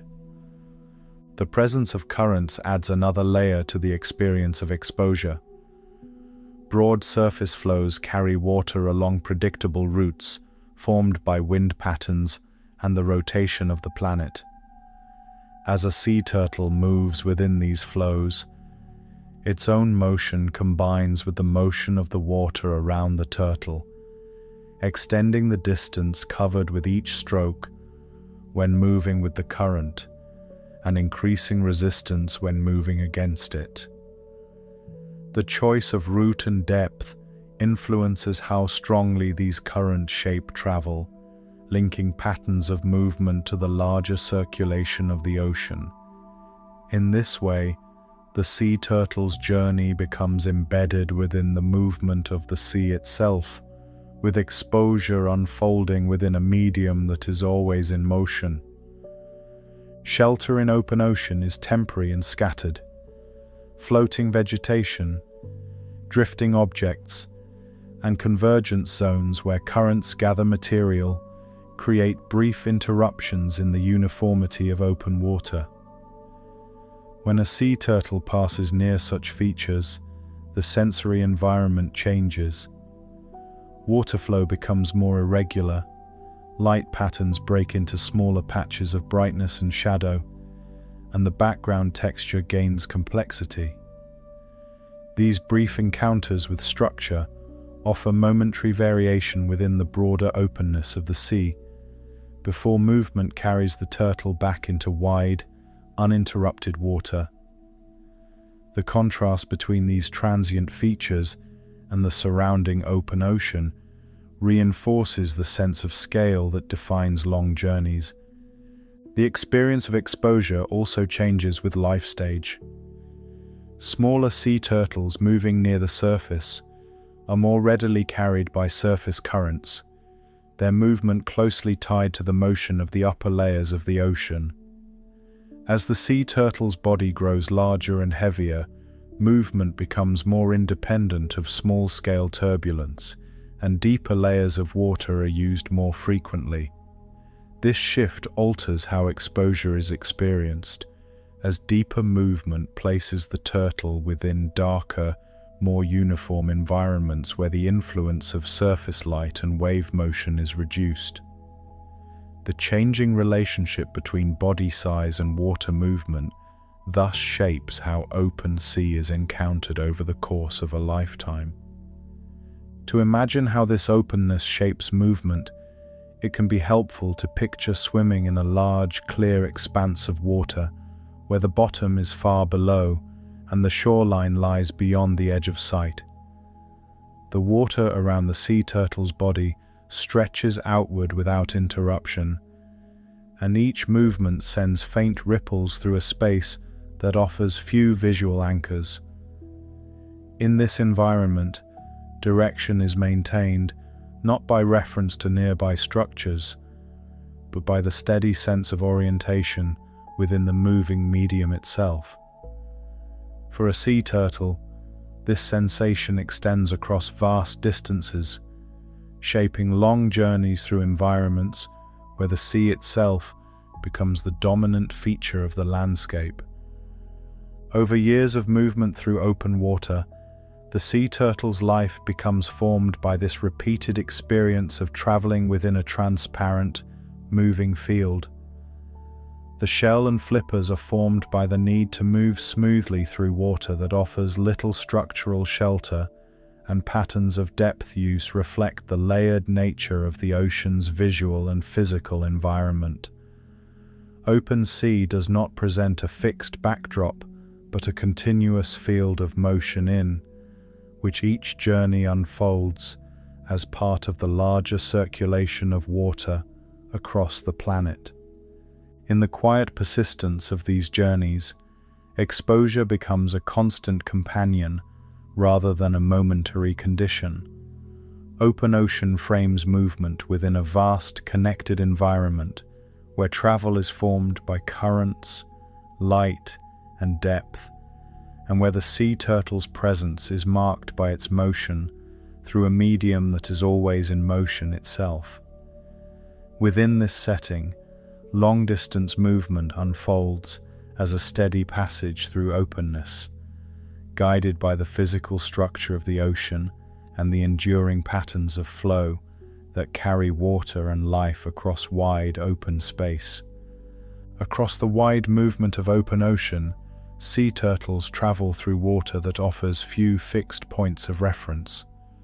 Currents carry warmth and motion across great distances, and the surface of the sea shifts constantly under the influence of wind and tide. Within this broad, moving field, narrow stretches of land take on a particular significance. These are the shorelines where sea turtles return to nest, bringing long journeys to an end at the boundary between water and sand. The beach becomes a point of contact between open sea and the solid earth, anchoring wide patterns of movement to specific places formed by slope, texture, and the meeting of waves with land. As a sea turtle approaches a nesting shoreline, the physical character of the environment changes gradually. The depth of the water decreases, and the feel of buoyancy shifts as the sea turtle's body moves into shallower regions. Waves break against the slope of the beach, and their energy dissipates across the sand in repeating pulses. The motion of these waves creates a rhythmic lifting and lowering of the surface that the turtle passes through on its final approach. The transition from open water to near-shore shallows alters how the sea turtle's body moves, with the flippers encountering increasing resistance from the rising bottom as the water grows shallower and the ground begins to offer intermittent contact. The slope of the beach shapes the final stages of this movement. On gently sloping shores, waves spread out and recede over a broad area, creating a wide zone of shifting water where buoyancy fades gradually. On steeper beaches, the transition from water to sand is more abrupt, with waves breaking closer to the edge of dry land. These differences in slope influence how much effort is required to move from the water onto the sand. A sea turtle moving up a steeper slope must contend with a quicker loss of buoyant support, requiring more sustained effort from the flippers as the sea turtle's body becomes fully supported by the ground rather than by water. Once fully on land, the environment changes from fluid resistance to granular friction. The sand yields under the weight of the sea turtle, shifting and flowing around the edges of the flippers and shell. Each movement displaces grains that slide back into place once pressure is removed, leaving only temporary traces on the surface. The texture of the sand, its moisture content, and the size of its grains all influence how easily the sea turtle's body can be moved across it. Damp, compacted sand near the waterline offers more resistance than dry, loose sand higher on the beach, shaping the path taken across the shore as the turtle seeks a suitable nesting site. The thermal properties of the sand play a quiet role in shaping this part of the journey. Sand warmed by the sun during the day releases heat slowly into the cooler air of evening and night. As a sea turtle moves across this surface, the warmth stored in the sand transfers into the shell and skin, creating a subtle contrast with the cooler air above. This exchange of heat becomes part of the sensory environment of nesting, linking the act of returning to shore with the thermal memory of the day held within the sand. The temperature of the surface also influences where nesting occurs, as areas of sand retain heat differently depending on their exposure to sunlight and their composition. The act of nesting involves reshaping a small portion of the beach into a temporary structure. The sea turtle's flippers move rhythmically, pushing sand aside to create a depression that deepens into a chamber. The sand flows and settles around the forming cavity, held in place by the balance between grain size and moisture.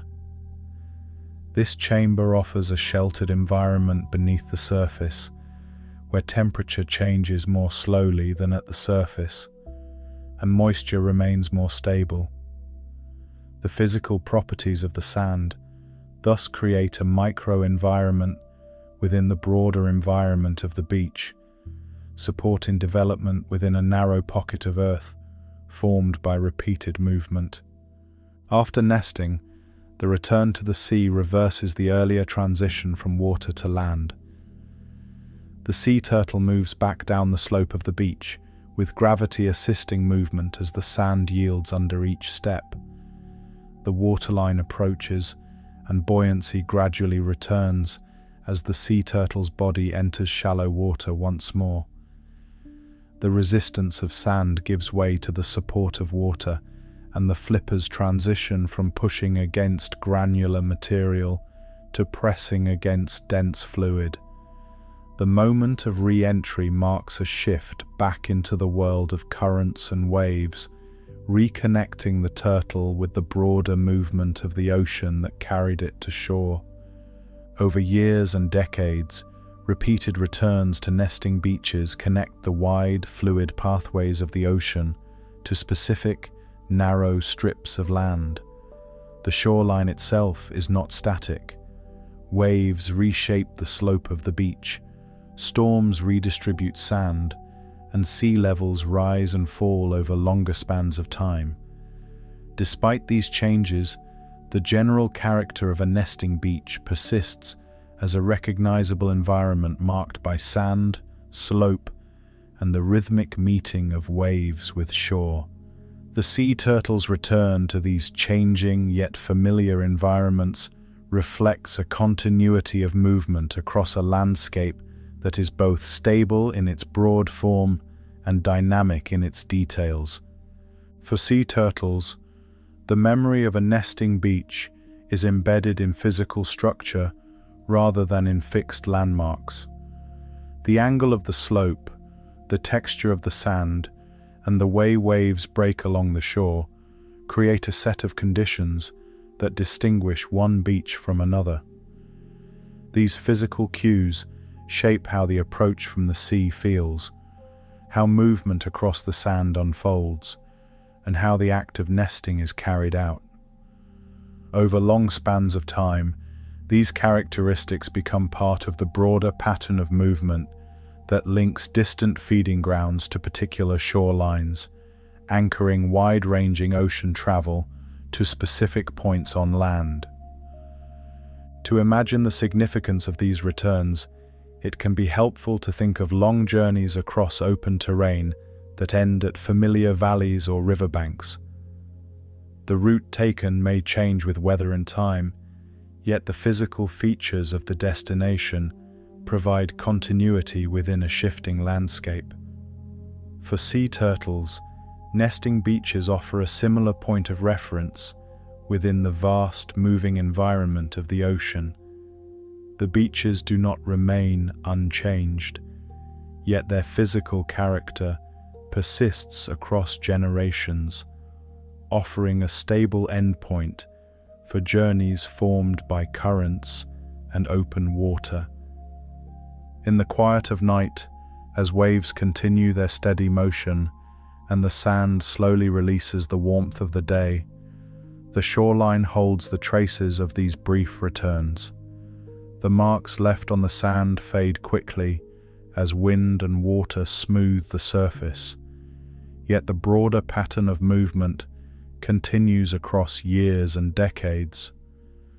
The shore remembers not through permanent marks, but through its repeated role as a meeting place between the moving ocean and the lives of sea turtles that return again and again to this narrow boundary between water and land.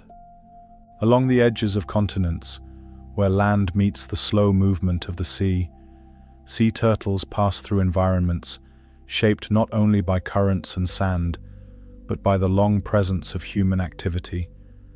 Coastlines are places where water, land, and human-built structures intersect, creating layered environments that differ markedly from open ocean.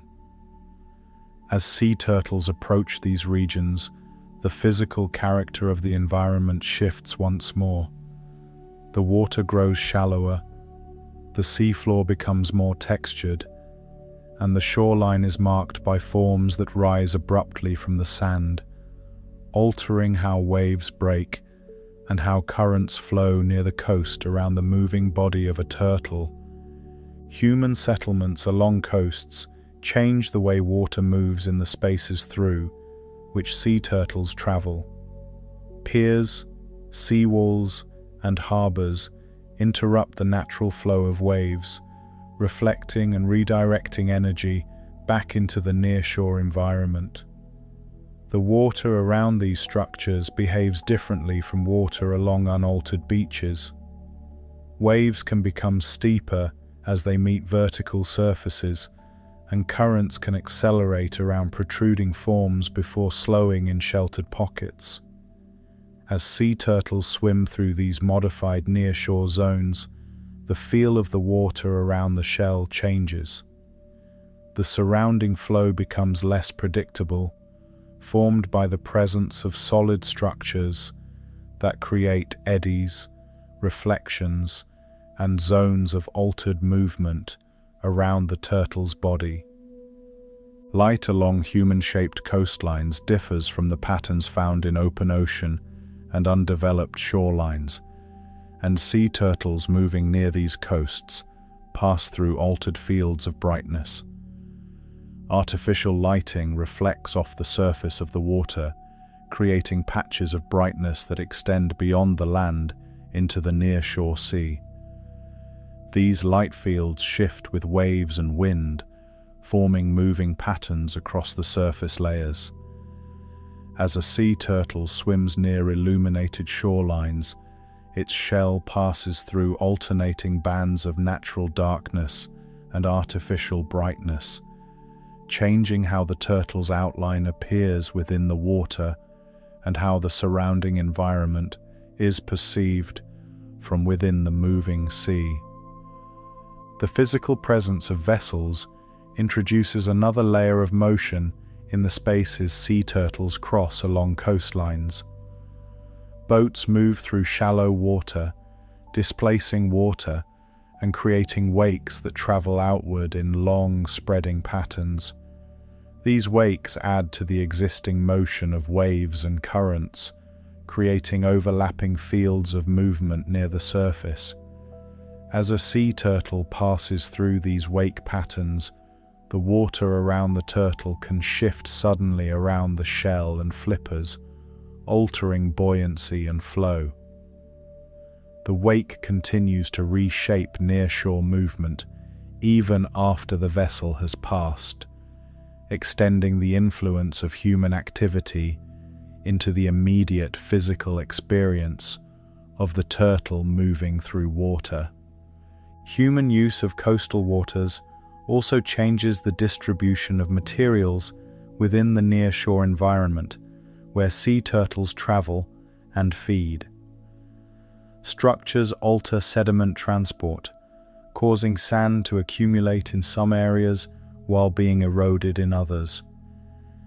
This reshaping of the seafloor influences how water moves near the bottom, creating zones of increased or decreased flow that affect where seagrass can grow and where reefs may be exposed or buried.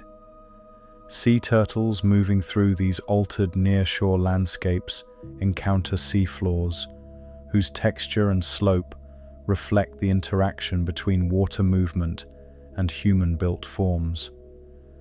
The turtles' pathways along the coast become subtly formed by these changes in the physical structure of the environment.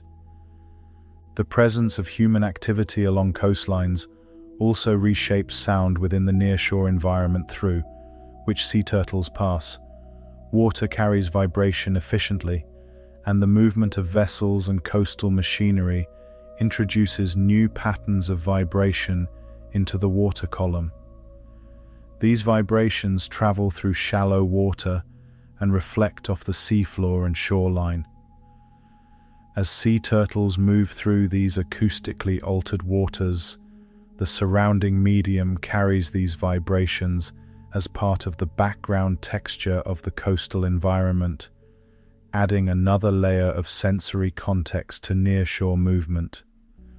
To imagine how these coastal environments feel from within the water, it can be helpful to picture moving near a harbor where solid structures rise from the seabed and light reflects off the surface in shifting patches. For a sea turtle swimming along such a coast, the water does not flow as it does along an open beach. Instead, it circulates around pilings, reflects off walls, and carries the wake of passing vessels. The sensory environment becomes layered, with light, movement, and vibration formed by the interaction between natural forces and human-made forms, all of which pass across the shell and flippers of the moving turtle. The continuity of sea turtle movement across human-shaped coasts reflects a long history of passage through environments that have changed over time. While the forms of human structures have evolved, the basic interaction between solid boundaries and moving water remains the same. Waves continue to break against vertical surfaces, currents continue to bend around obstacles, and sediment continues to be redistributed by altered flows. Sea turtles move through these evolving coastal environments, their nearshore routes formed by the same physical principles that govern movement through natural shorelines, even as the specific structures encountered change from place to place. The interaction between sea turtles and coastal environments formed by human activity becomes part of the broader pattern of movement between ocean and shore. The nearshore waters remains a region of transition where the open movement of the sea meets the structured presence of land and built forms. Sea turtles pass through this boundary as part of wider cycles of travel and return, linking distant regions of open water with narrow, complex coastal spaces formed by both natural processes and long-standing human presence. In the steady continuity of these passages, the coastline becomes a layered environment where movement through water is formed by the meeting of currents, sand, light, and solid structures. Sea turtles move through these nearshore regions as part of long journeys that connect open ocean to specific shorelines. The physical character of human-shaped coasts becomes woven into the broader experience of sea turtle travel, adding another dimension to the environments through which turtles pass as they continue their slow movement along the edges of land and sea. Across coastal waters and open sea alike, sea turtles move through environments that now carry patterns of light and motion that did not exist for most of their long history. The ocean remains a world of currents, depth, and shifting temperature, yet the nearshore zones and the surface layers of open water have taken on new physical characteristics formed by human presence. These changes alter how water flows, how light travels across the surface, and how movement unfolds within spaces that sea turtles pass through during long journeys. Light at night changes the physical character of coastal environments.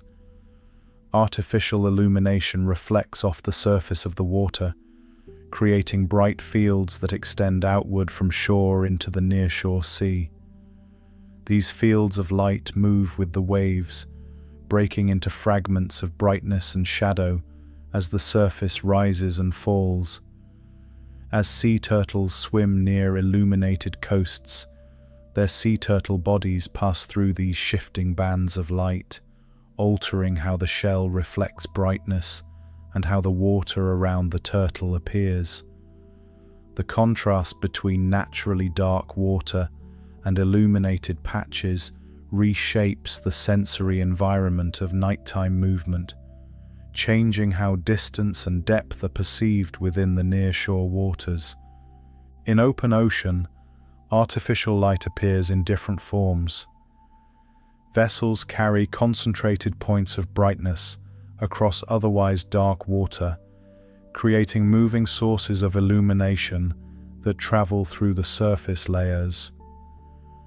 The light from these sources reflects off small particles suspended in the water, forming halos that extend downward from the surface.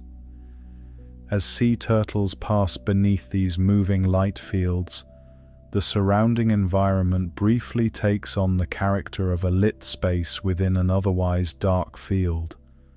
The water becomes momentarily more transparent, and outlines of sea turtle bodies and particles appear more clearly before fading back into darkness as the vessel moves on. The physical presence of nets and lines introduces another layer of structure within the water column. These forms move with currents, drifting and bending in response to the surrounding flow. Nets extend across sections of water, creating textured fields of fine strands that shift and flex as water passes through them. As sea turtles move through regions where such structures are present, the water around the turtle behaves differently. Currents are disrupted by the fine mesh of material, creating small zones of altered flow and turbulence. Water movement through these structures changes the feel of the surrounding medium, introducing resistance where the water would otherwise flow freely. The interaction between moving water and fine material shapes how these structures occupy space within the ocean. Currents press against nets and lines, pulling them taut in some directions and allowing them to slacken in others. The resulting forms are not static. They change shape as the water moves, creating shifting patterns of tension and release within the surrounding flow. As sea turtles move through these environments, the water around their shells and flippers carries the imprint of this altered flow, changing how resistance is felt and how movement unfolds within these modified spaces. Changing patterns of sea temperature add another layer to this evolving environment. The surface layers of the ocean warm and cool in response to shifts in atmospheric conditions, altering the density and movement of water across broad regions. These changes influence how currents form and how strongly different layers of water interact. As sea turtles travel through these changing thermal fields, the water around the turtle varies in temperature in ways that influence buoyancy, metabolic comfort, and the distribution of suitable travel routes. The physical sensation of moving through warmer or cooler layers becomes part of the experience of long journeys, linking large-scale climate patterns to the immediate feel of water against the shell and skin. The structure of nearshore environments also changes as sea levels rise and fall. Subtle increases in average sea level alter where waves break and how far water reaches up the shore. This reshaping of the shoreline influences the slope and texture of beaches, changing the physical environment through which sea turtles move when approaching land. The boundary between water and sand shifts gradually, altering the depth at which buoyancy is lost and the distance across which the sea turtle's body must be supported by sand rather than by water. These small changes in physical structure accumulate over time, reshaping the conditions under which nesting and return to the sea unfold. To imagine how these changes feel from within the water, it can be helpful to picture swimming through regions where the surface is intermittently lit. The flow of water is occasionally interrupted by fine structures, and the temperature of the water shifts subtly with depth. For a sea turtle, these overlapping changes create a layered sensory environment.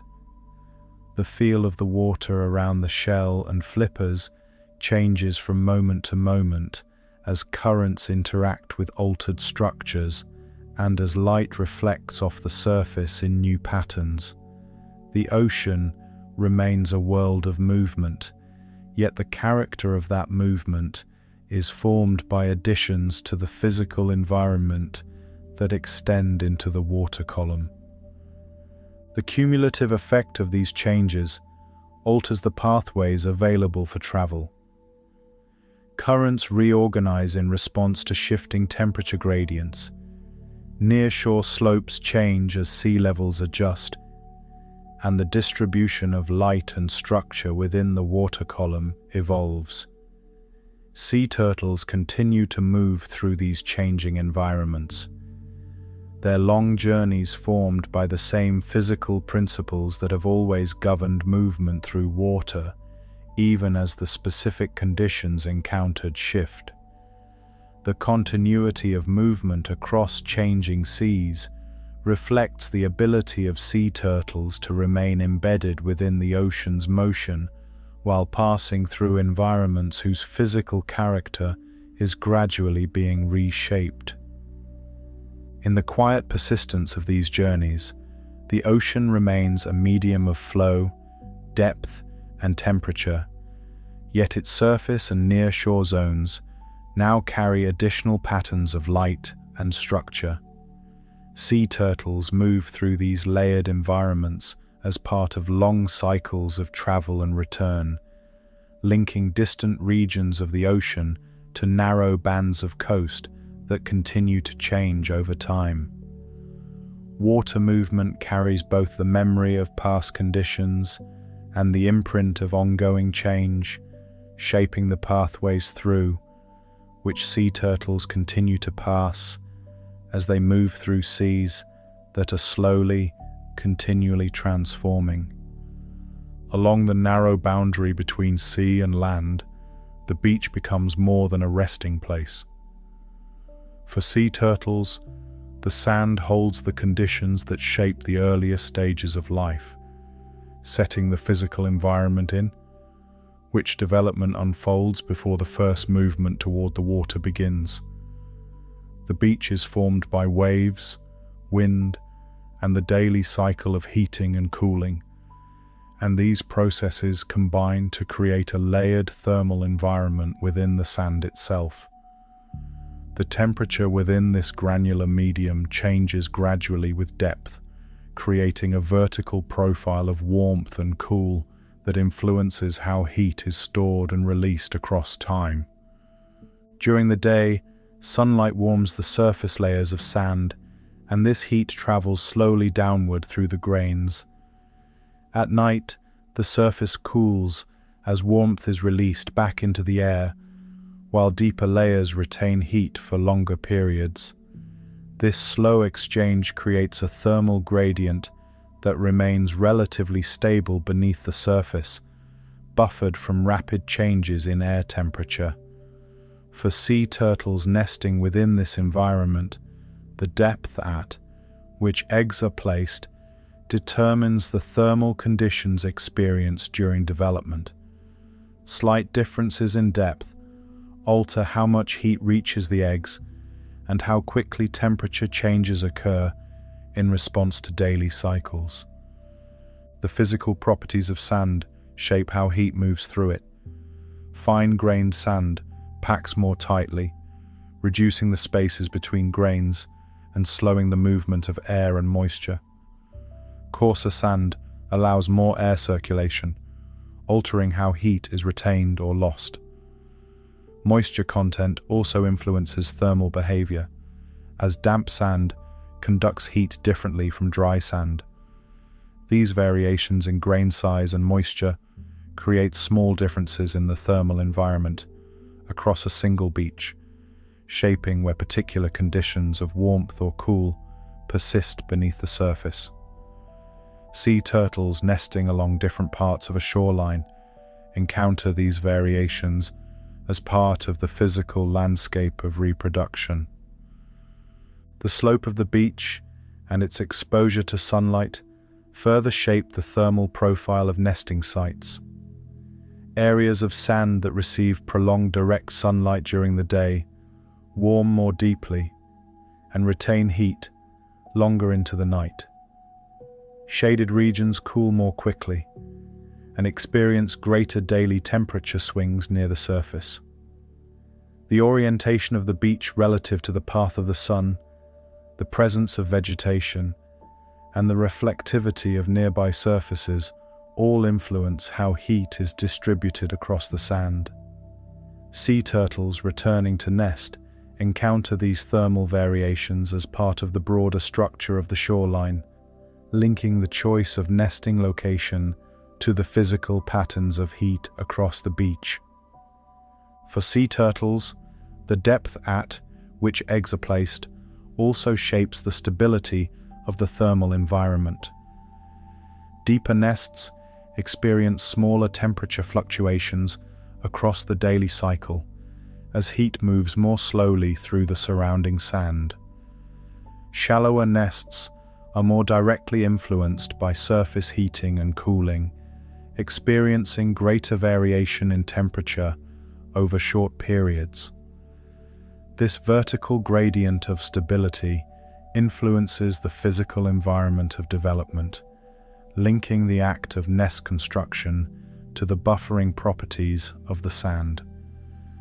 The repeated movement of flippers shaping the nest cavity thus has long-term consequences for the thermal conditions experienced during the weeks that follow. To imagine how these thermal gradients function, it can be helpful to think of how heat moves through a thick blanket laid across warm ground. The upper surface cools quickly when the air cools, while warmth is retained beneath the layers. In a similar way, the sand of the beach acts as a layered medium through which heat travels slowly, creating zones of relative stability beneath the surface. Sea turtle nests placed within this layered medium experience a moderated thermal environment formed by the slow movement of heat through granular material rather than by the rapid changes of the air above. For sea turtles, the interaction between temperature and sand also shapes the timing of emergence. As development progresses within the nest, the gradual cooling of surface layers and the retained warmth below create subtle changes in the temperature profile that influence when hatchlings begin to move upward through the sand. The resistance of the granular medium and the thermal environment of the nest combine to shape the pace at which movement toward the surface occurs. The beach thus becomes an active environment in which physical properties of sand and heat influence the rhythm of early life beneath the surface. Changes in broader climate patterns influence these local thermal environments. Shifts in average air temperature alter how much heat is stored within beach sand across seasons, reshaping the baseline thermal conditions experienced during nesting. Variations in cloud cover, rainfall, and storm patterns influence how sunlight reaches the surface and how moisture content within the sand changes over time. These factors combine to modify the thermal profile of beaches across longer spans, linking large-scale atmospheric conditions to the immediate physical environment within which sea turtle development unfolds. For sea turtles, the physical structure of the beach also changes as sea levels rise and fall, altering where waves reach and how far water penetrates into the sand. These changes influence moisture distribution across the nesting zone, affecting how heat moves through the sand and how stable the thermal environment remains beneath the surface. As the boundary between water and land shifts gradually over time, the physical context of nesting evolves, reshaping the conditions under which each new generation begins its development within the sand. The beach remains a site of repeated thermal exchange between sunlight, air, and the granular medium of sand. Sea turtles returning to these shorelines encounter environments formed by the same basic physical processes that have always governed heat movement through sand, even as the broader patterns of temperature and sea level continue to change. The next generation begins its existence within this layered thermal environment, formed by the slow movement of heat through the beach and by the physical structure of the shoreline that holds and releases warmth over time. The transition from sand to water marks one of the most physically demanding changes in environment experienced by a sea turtle. Beneath the surface of a nesting beach, a sea turtle moves within a dense, granular medium that resists displacement. Each movement of the flippers presses against compacted grains, and progress depends on repeated coordinated motion that shifts sand aside to create temporary space for the sea turtle's body and shell.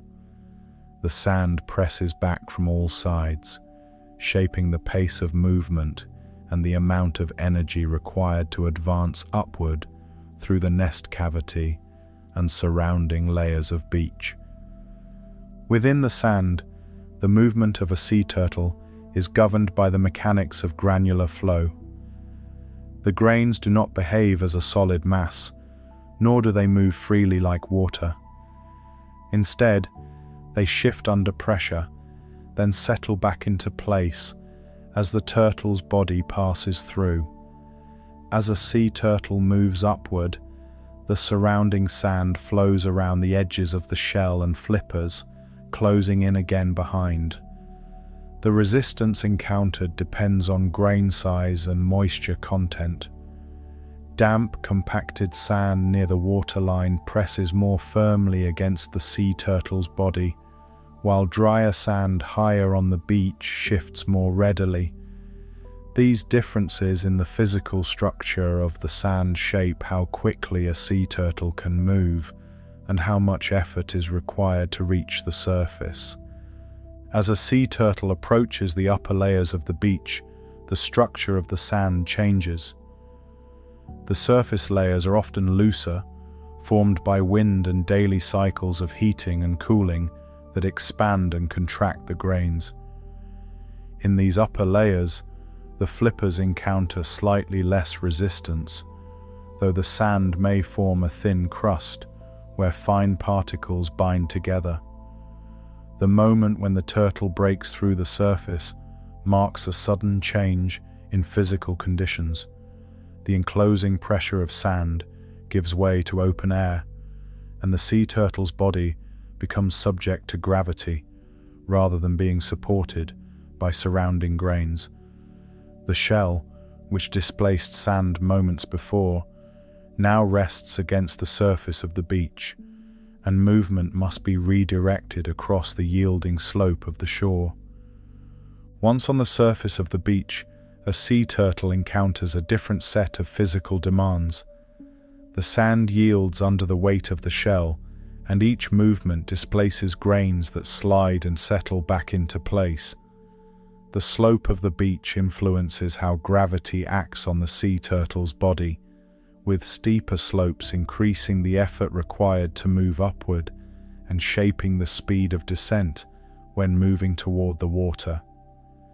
The texture of the sand varies across the surface, with ripples formed by wind and waves creating small ridges and depressions that shape the path taken by the turtle as it moves across the beach. The resistance of this granular surface, contrasts with the fluid resistance of water, requiring different patterns of force and movement from the flippers and body. As the sea turtle moves toward the waterline, the environment shifts again. The edge of the surf introduces shallow water that lifts and lowers the sea turtle's body in rhythm with incoming waves. Buoyancy begins to return as the shell becomes partially supported by water, reducing the load carried by the flippers. The surrounding medium changes from dry sand to wet sand, then to shallow water, and the resistance encountered becomes less frictional and more fluid in character. The flippers that pushed against sand moments before now press against moving water, and the mechanics of movement shift from displacing particles to generating thrust against a dense fluid. Within the shallow surf zone, a sea turtle experiences rapidly changing forces. Breaking waves surge forward, lifting the sea turtle's body and carrying it a short distance up the beach before receding and drawing water back toward the sea. The turtle's movement through this zone is formed by the timing of these surges, with forward progress often occurring in brief moments when waves lift and support the shell. Between these moments, the retreating water exposes the sand again, briefly returning the sea turtle's body to friction against the surface. This alternation between buoyancy and friction creates a dynamic physical environment in which movement unfolds in pulses rather than as a smooth, continuous glide. As the water deepens beyond the breaking zone, buoyancy becomes more complete. The shell is supported by the water around the turtle, and the flippers transition fully into their role as propulsive surfaces. Resistance becomes more uniform across the sea turtle's body, and the turtle's movement takes on the smoother, gliding character of swimming. The sea turtle's body no longer presses against shifting grains, but moves within a continuous medium that flows around the shell and flippers. The sound and sensation of waves fade as the turtle passes into deeper water, and the mechanical demands of movement shift fully into the realm of fluid dynamics. The physical memory of this transition is reflected in the structure of the sea turtle's body. The broad flippers that push against sand are shaped to generate lift and thrust in water.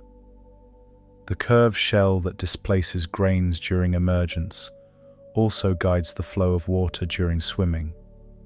The distribution of mass across the sea turtle's body supports both stability on land and buoyant balance in water.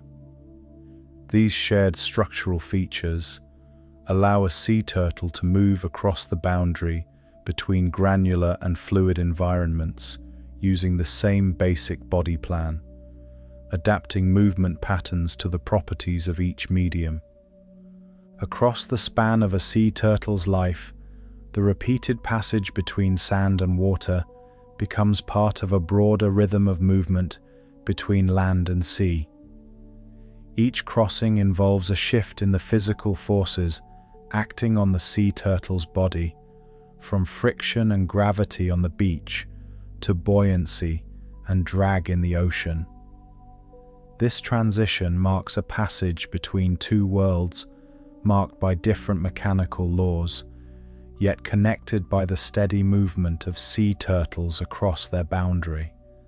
The shoreline becomes not only a place of emergence and return, but a physical threshold where the mechanics of sand and water meet, shaping the way sea turtles move between them. Across the long spans of a sea turtle's life, there are extended periods in which movement continues without obvious markers of change. These are the open years, when a sea turtle travels through wide ocean regions without returning to shore, moving through layered water that stretches outward in every direction. The sea during these years becomes the primary environment of existence, shaping the rhythms of movement, rest, and feeding through its slow, continuous motion. The absence of fixed landmarks in open ocean gives these years a quiet, expansive quality, defined more by continuity of movement than by distinct events. During these open years, the movement of a sea turtle becomes closely aligned with the large-scale circulation of the ocean. Surface currents, driven by wind and the rotation of the planet, create broad pathways of moving water that extend across entire basins. As a sea turtle swims within these flows, its own movement combines with the motion of the water around the turtle, allowing distance to be covered with steady, economical effort. When traveling with the current, each stroke carries the turtle farther across the surface of the sea. When moving across or against these flows, the resistance of moving water becomes more pronounced, shaping the routes chosen across wide regions of open ocean. Depth adds another dimension to these journeys. The upper layers of the ocean are influenced by waves and surface turbulence, creating a dynamic environment where light patterns shift constantly. Below these layers, the water becomes more uniform, and movement takes on a quieter, steadier character. A sea turtle moving through these deeper layers experiences reduced surface disturbance and a more consistent resistance from the water around the turtle. The choice of depth influences how energy is used during long journeys, linking patterns of movement to the ocean's layered structure itself. Rest during the open years is woven into movement rather than separated from it. The ocean does not offer fixed places to pause, and so periods of reduced activity occur within the flow of travel itself. A sea turtle may slow its movement within calmer regions of water, allowing currents to carry it forward while reducing the effort of active swimming. The sea turtle's body remains in motion, yet the rhythm of flipper strokes becomes less frequent, conserving energy over long distances. This blending of movement and rest reflects the continuous nature of open ocean, where stillness is relative and motion forms the constant backdrop. Feeding during the open years occurs within a moving environment, where food sources are distributed unevenly across wide regions. Surface waters carry drifting material, and convergence zones where currents meet can concentrate floating organisms and particles. As a sea turtle moves through these zones, feeding becomes integrated into the path of travel rather than occurring at fixed sites. The act of foraging is formed by the structure of currents and the distribution of drifting food, linking nourishment to the physical pathways of the sea. The turtle's movement weaves feeding into the broader rhythm of long journeys. The sensory environment of the open years is marked by subtle gradients rather than sharp contrasts. Light fades gradually with depth, temperature changes slowly across layers of water, and the background texture of the ocean remains relatively uniform over long distances. Within this environment, a sea turtle's sense of space is formed by continuous change rather than by discrete landmarks. Orientation is maintained through the steady cues provided by the physical properties of the ocean, including gradients of temperature, light, and the persistent movement of currents. The absence of fixed points of reference contributes to the quiet, expansive quality of open water travel. To imagine the quality of these open years, it can be helpful to picture a long journey across open water, where the horizon remains distant and unchanged for days at a time. The surface rises and falls with gentle swells.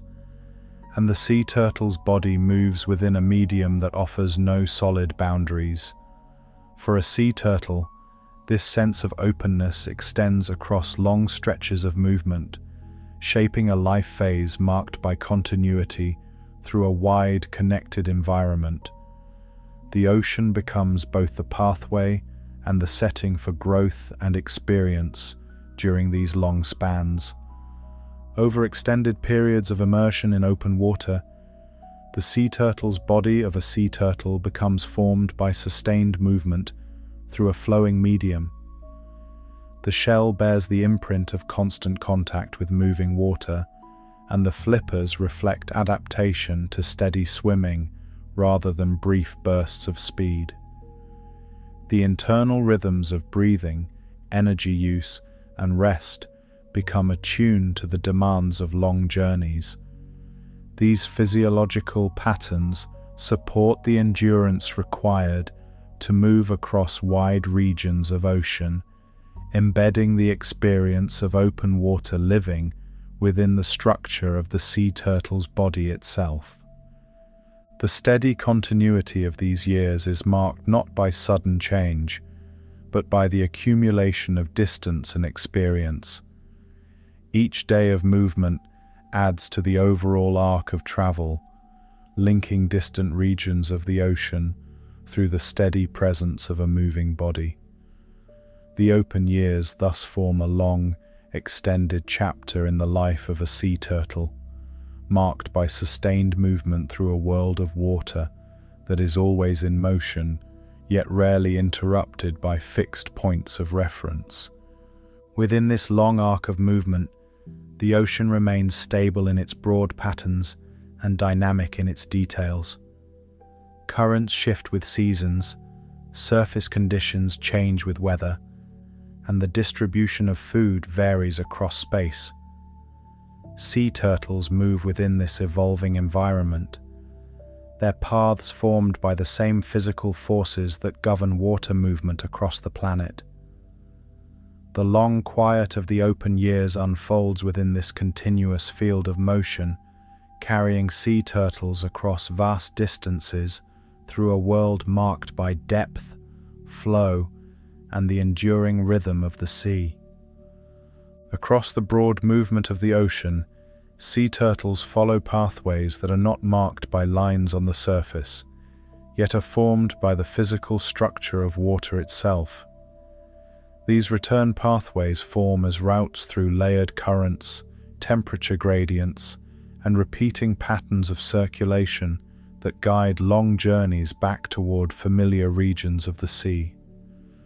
The pathways are not rigid corridors, but flowing tracks within a moving medium, marked by how water circulates across basins and along continental margins. As a sea turtle enters these large-scale flows, its movement becomes embedded within the structure of the ocean's circulation, linking distant feeding regions to the coastal waters that frame later stages of travel. The surface of the ocean carries broad currents driven by wind and the rotation of the planet. These currents form looping systems that move water across entire ocean basins, creating persistent patterns of flow that can be followed across great distances. As a sea turtle swims within these currents, its own forward motion combines with the movement of the water around the turtle, extending the reach of each stroke. Travel along these flows allows distance to be covered with steady, economical effort, while movement across or against them requires greater exertion. The physical presence of these currents thus shapes the broad geometry of return pathways, influencing which routes offer smoother travel through moving water. Beneath the surface, deeper layers of water carry their own patterns of movement. Temperature differences between layers create boundaries where water of different densities slides past one another. These layered flows form slow-moving channels that extend across wide regions of the ocean, offering quieter pathways below the surface. A sea turtle moving through these layers experiences a steadier environment with reduced surface turbulence and more uniform resistance from the water around the turtle. The choice of depth along return pathways shapes how energy is used, linking patterns of travel to the vertical structure of the ocean. Gradients of temperature and salinity also shape the character of return routes. Warm water tends to move in broad surface flows, while cooler, denser water occupies deeper layers. As a sea turtle moves across these gradients, the water around the turtle changes in density and temperature, altering buoyancy and the feel of movement.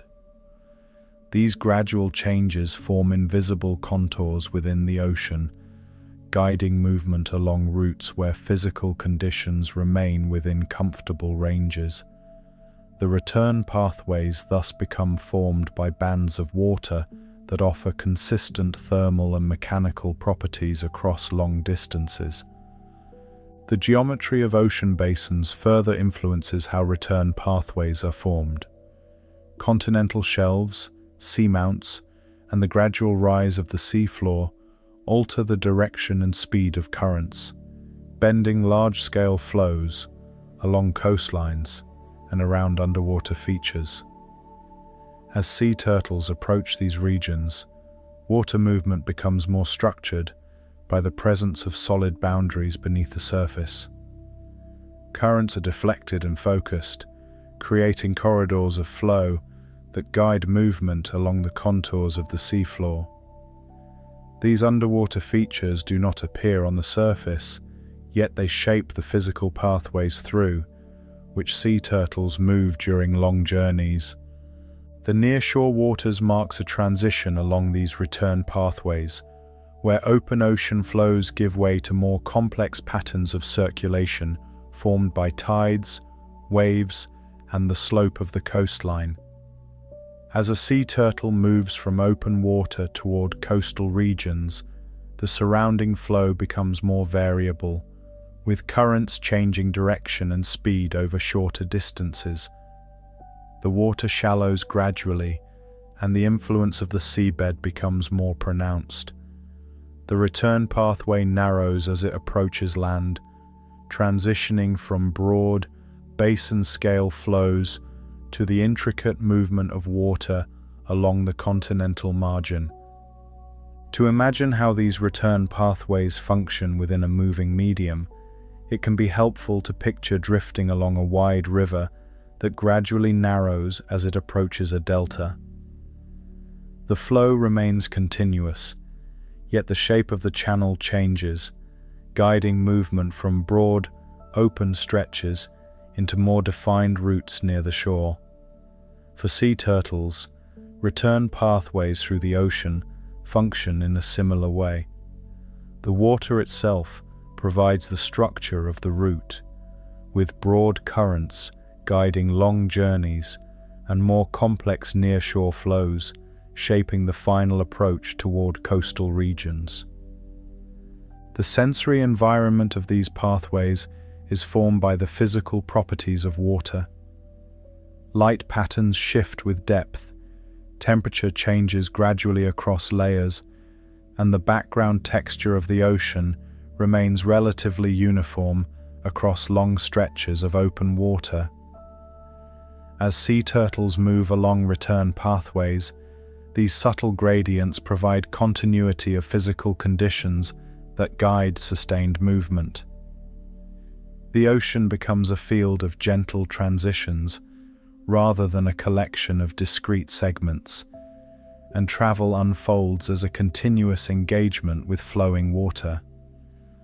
Over long journeys, the repeated use of these pathways links distant regions of the ocean into connected routes formed by the circulation of water itself. The broad patterns of current and the layered structure of the sea form a dynamic network of movement corridors that guide travel without fixed boundaries. Sea turtles move within this network as part of the ocean's larger motion, their paths formed by the same physical forces that carry water across the planet. In the steady continuity of these return routes, the ocean reveals its structure as a moving landscape.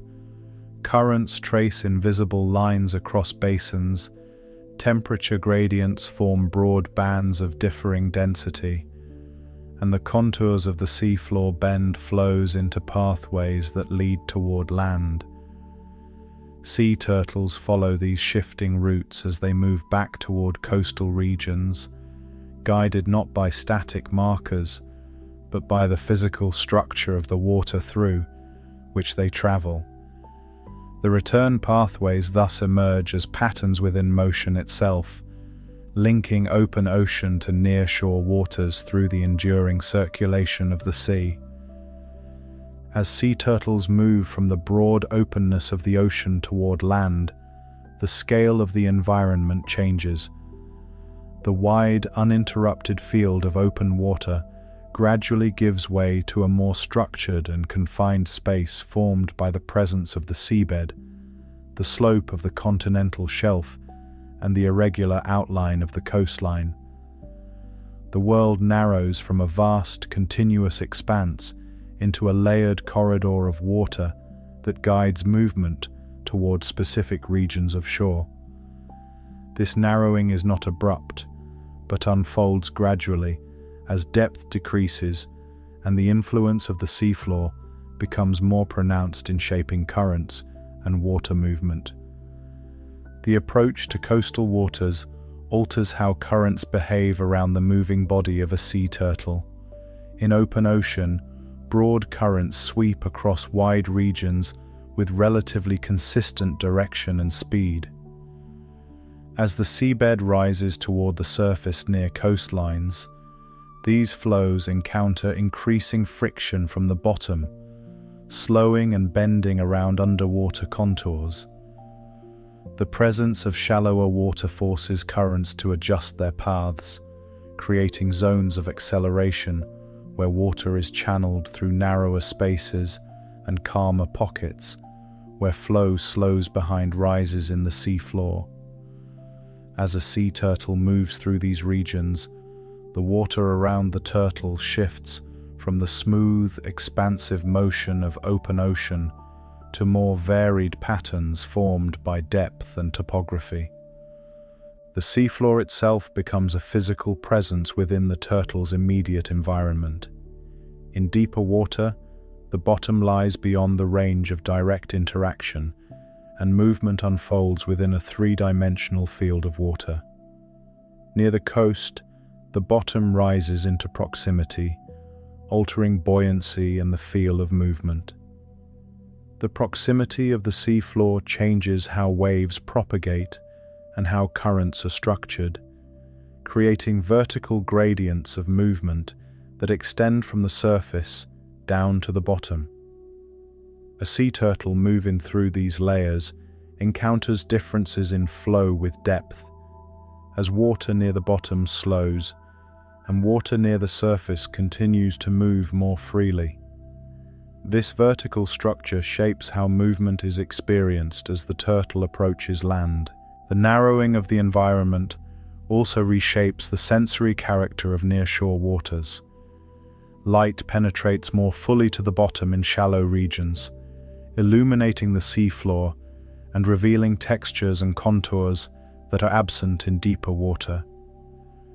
The background of the environment becomes more complex, with the outlines of the bottom and the shifting patterns of light on sand or rock, creating a varied visual field.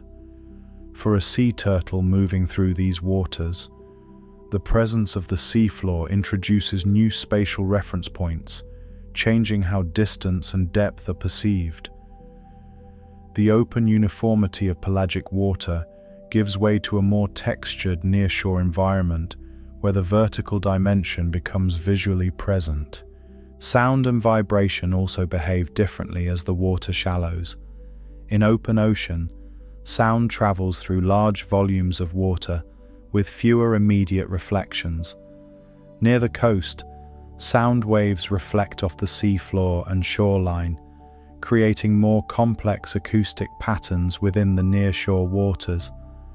The movement of waves, the interaction of water with the bottom, and the presence of coastal structures shape the vibrational environment through which sea turtles move. The water carries these vibrations through shallow layers, adding to the sensory texture of the coastal approach. The narrowing world of the coast also brings changes in the distribution of suspended material. Nearshore waters often carry higher concentrations of particles stirred up from the bottom by waves and currents. These particles alter the clarity of the water, changing how light is scattered and absorbed. As a sea turtle moves through these waters, the surrounding environment may appear more opaque, with visibility shifting in response to local conditions.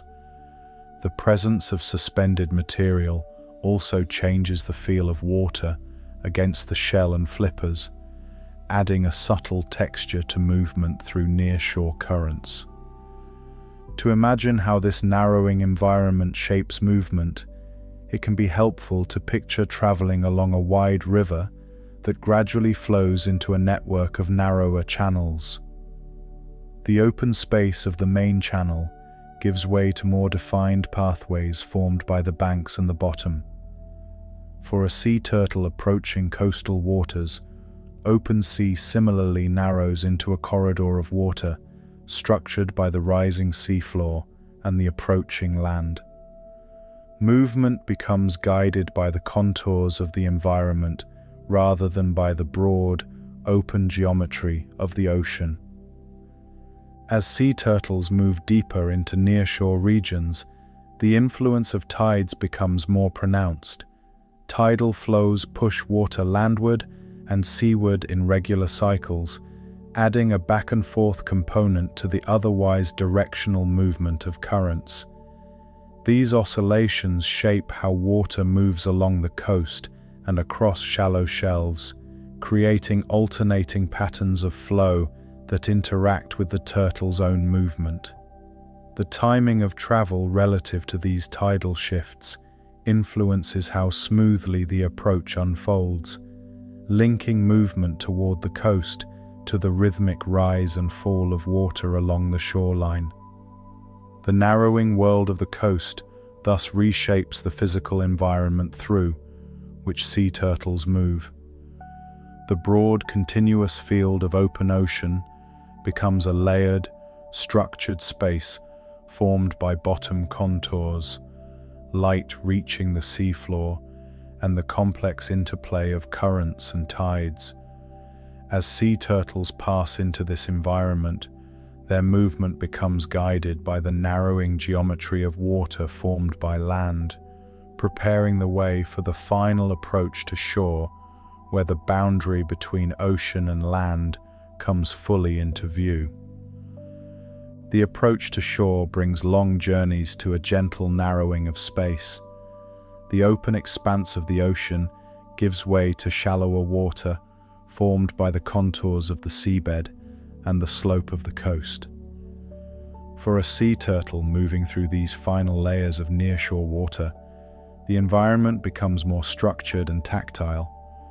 The feel of water changes as depth decreases, waves begin to break, and the presence of the bottom shapes the movement of currents. The surrounding medium carries more texture, more sound, and more visible structure than the wide, uniform field of open ocean that shaped much of the long journey before. As a sea turtle enters the nearshore waters, the rhythm of movement slows. The water becomes more variable, with currents bending around the rising seafloor and waves introducing a steady pulse of forward and backward motion. The turtle's body moves through layers of changing resistance, shifting between moments of lift as waves pass beneath and moments of greater drag as water recedes. This alternation shapes the final approach to land, creating a rhythm of movement that mirrors the steady rise and fall of the shore-bound water. The flippers press against water that carries both the memory of distant currents and the immediate motion of waves formed by the nearby coast. The sensory environment grows richer as the shoreline draws closer. Light reflects from the surface in broken patterns, revealing the texture of shallow water and the contours of the bottom below. The water carries the sound of waves breaking and reforming, their energy dispersing across the slope of the beach. The presence of the seabed beneath the sea turtle's body provides a visual and physical reference that was absent in deeper water. For a sea turtle, this near-shore environment marks a transition from the open, continuous movement of the sea into a more structured space formed by the proximity of land. The return to the boundary between water and sand brings with it the physical memory of earlier crossings. The slope of the beach, the texture of the sand beneath shallow water, and the gradual loss of buoyancy all signal the approach of the shoreline. The sea turtle's body moves from full support by water toward partial support by the rising bottom, and the mechanics of movement begin to change. Each stroke of the flippers encounters water that is shallower and more constrained by the sea floor, shaping the final movements before the boundary between sea and land is reached. Beyond this boundary, the beach holds the conditions that shape the earliest and later stages of sea turtle life. The same sand that yields under the weight of a returning turtle once held the developing forms of hatchlings beneath its surface. The shoreline thus becomes a place where different phases of life intersect through repeated movement between water and land. The physical environment of the coast carries this continuity within its structure, formed by waves that reshape the slope of the beach and by sand that shifts and settles with each passing tide. The cycles of movement between open ocean and shoreline form a quiet pattern of return. Sea turtles move outward into wide, moving water, then back toward narrow bands of coast, guided by the structure of currents, depth, and the physical contours of the sea. These cycles do not follow fixed lines, but unfold within a moving medium that reshapes itself continuously. The shoreline becomes a point of contact within this moving landscape, a place where the broad pathways of the ocean meet the solid form of land. To imagine the closing of this journey, it can be helpful to picture the gradual settling of motion after long travel. The sea turtle's body that has moved through wide regions of water enters a space where the environment becomes more defined, where depth decreases and the bottom comes into view. For a sea turtle, this narrowing of space does not mark an end to movement, but a transition into another phase of interaction with the environment. The ocean continues to move around the sea turtle's body, and the shoreline continues to shift with waves and tides.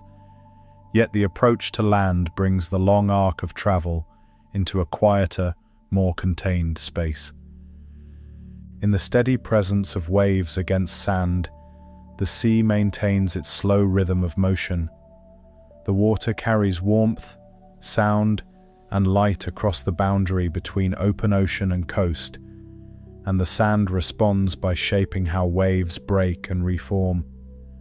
Sea turtles move within this continuous exchange, their journeys woven into the larger motion of water across the planet. The return to quiet is not a stopping point, but a soft transition within an ongoing cycle of movement between wide ocean and narrow shore. The story of sea turtles is carried forward through these repeated movements across boundaries of depth and distance. Each return to the coast is part of a broader pattern formed by the physical structure of the sea itself. Currents continue to flow, waves continue to rise and fall, and shorelines continue to shift under the influence of water and wind. Within this moving world, sea turtles trace long, quiet pathways through water and back again, linking open ocean to the meeting place of sand and sea through enduring cycles of motion. Thank you for listening to the Sleepy Mind channel. I hope you have enjoyed spending time learning about sea turtles.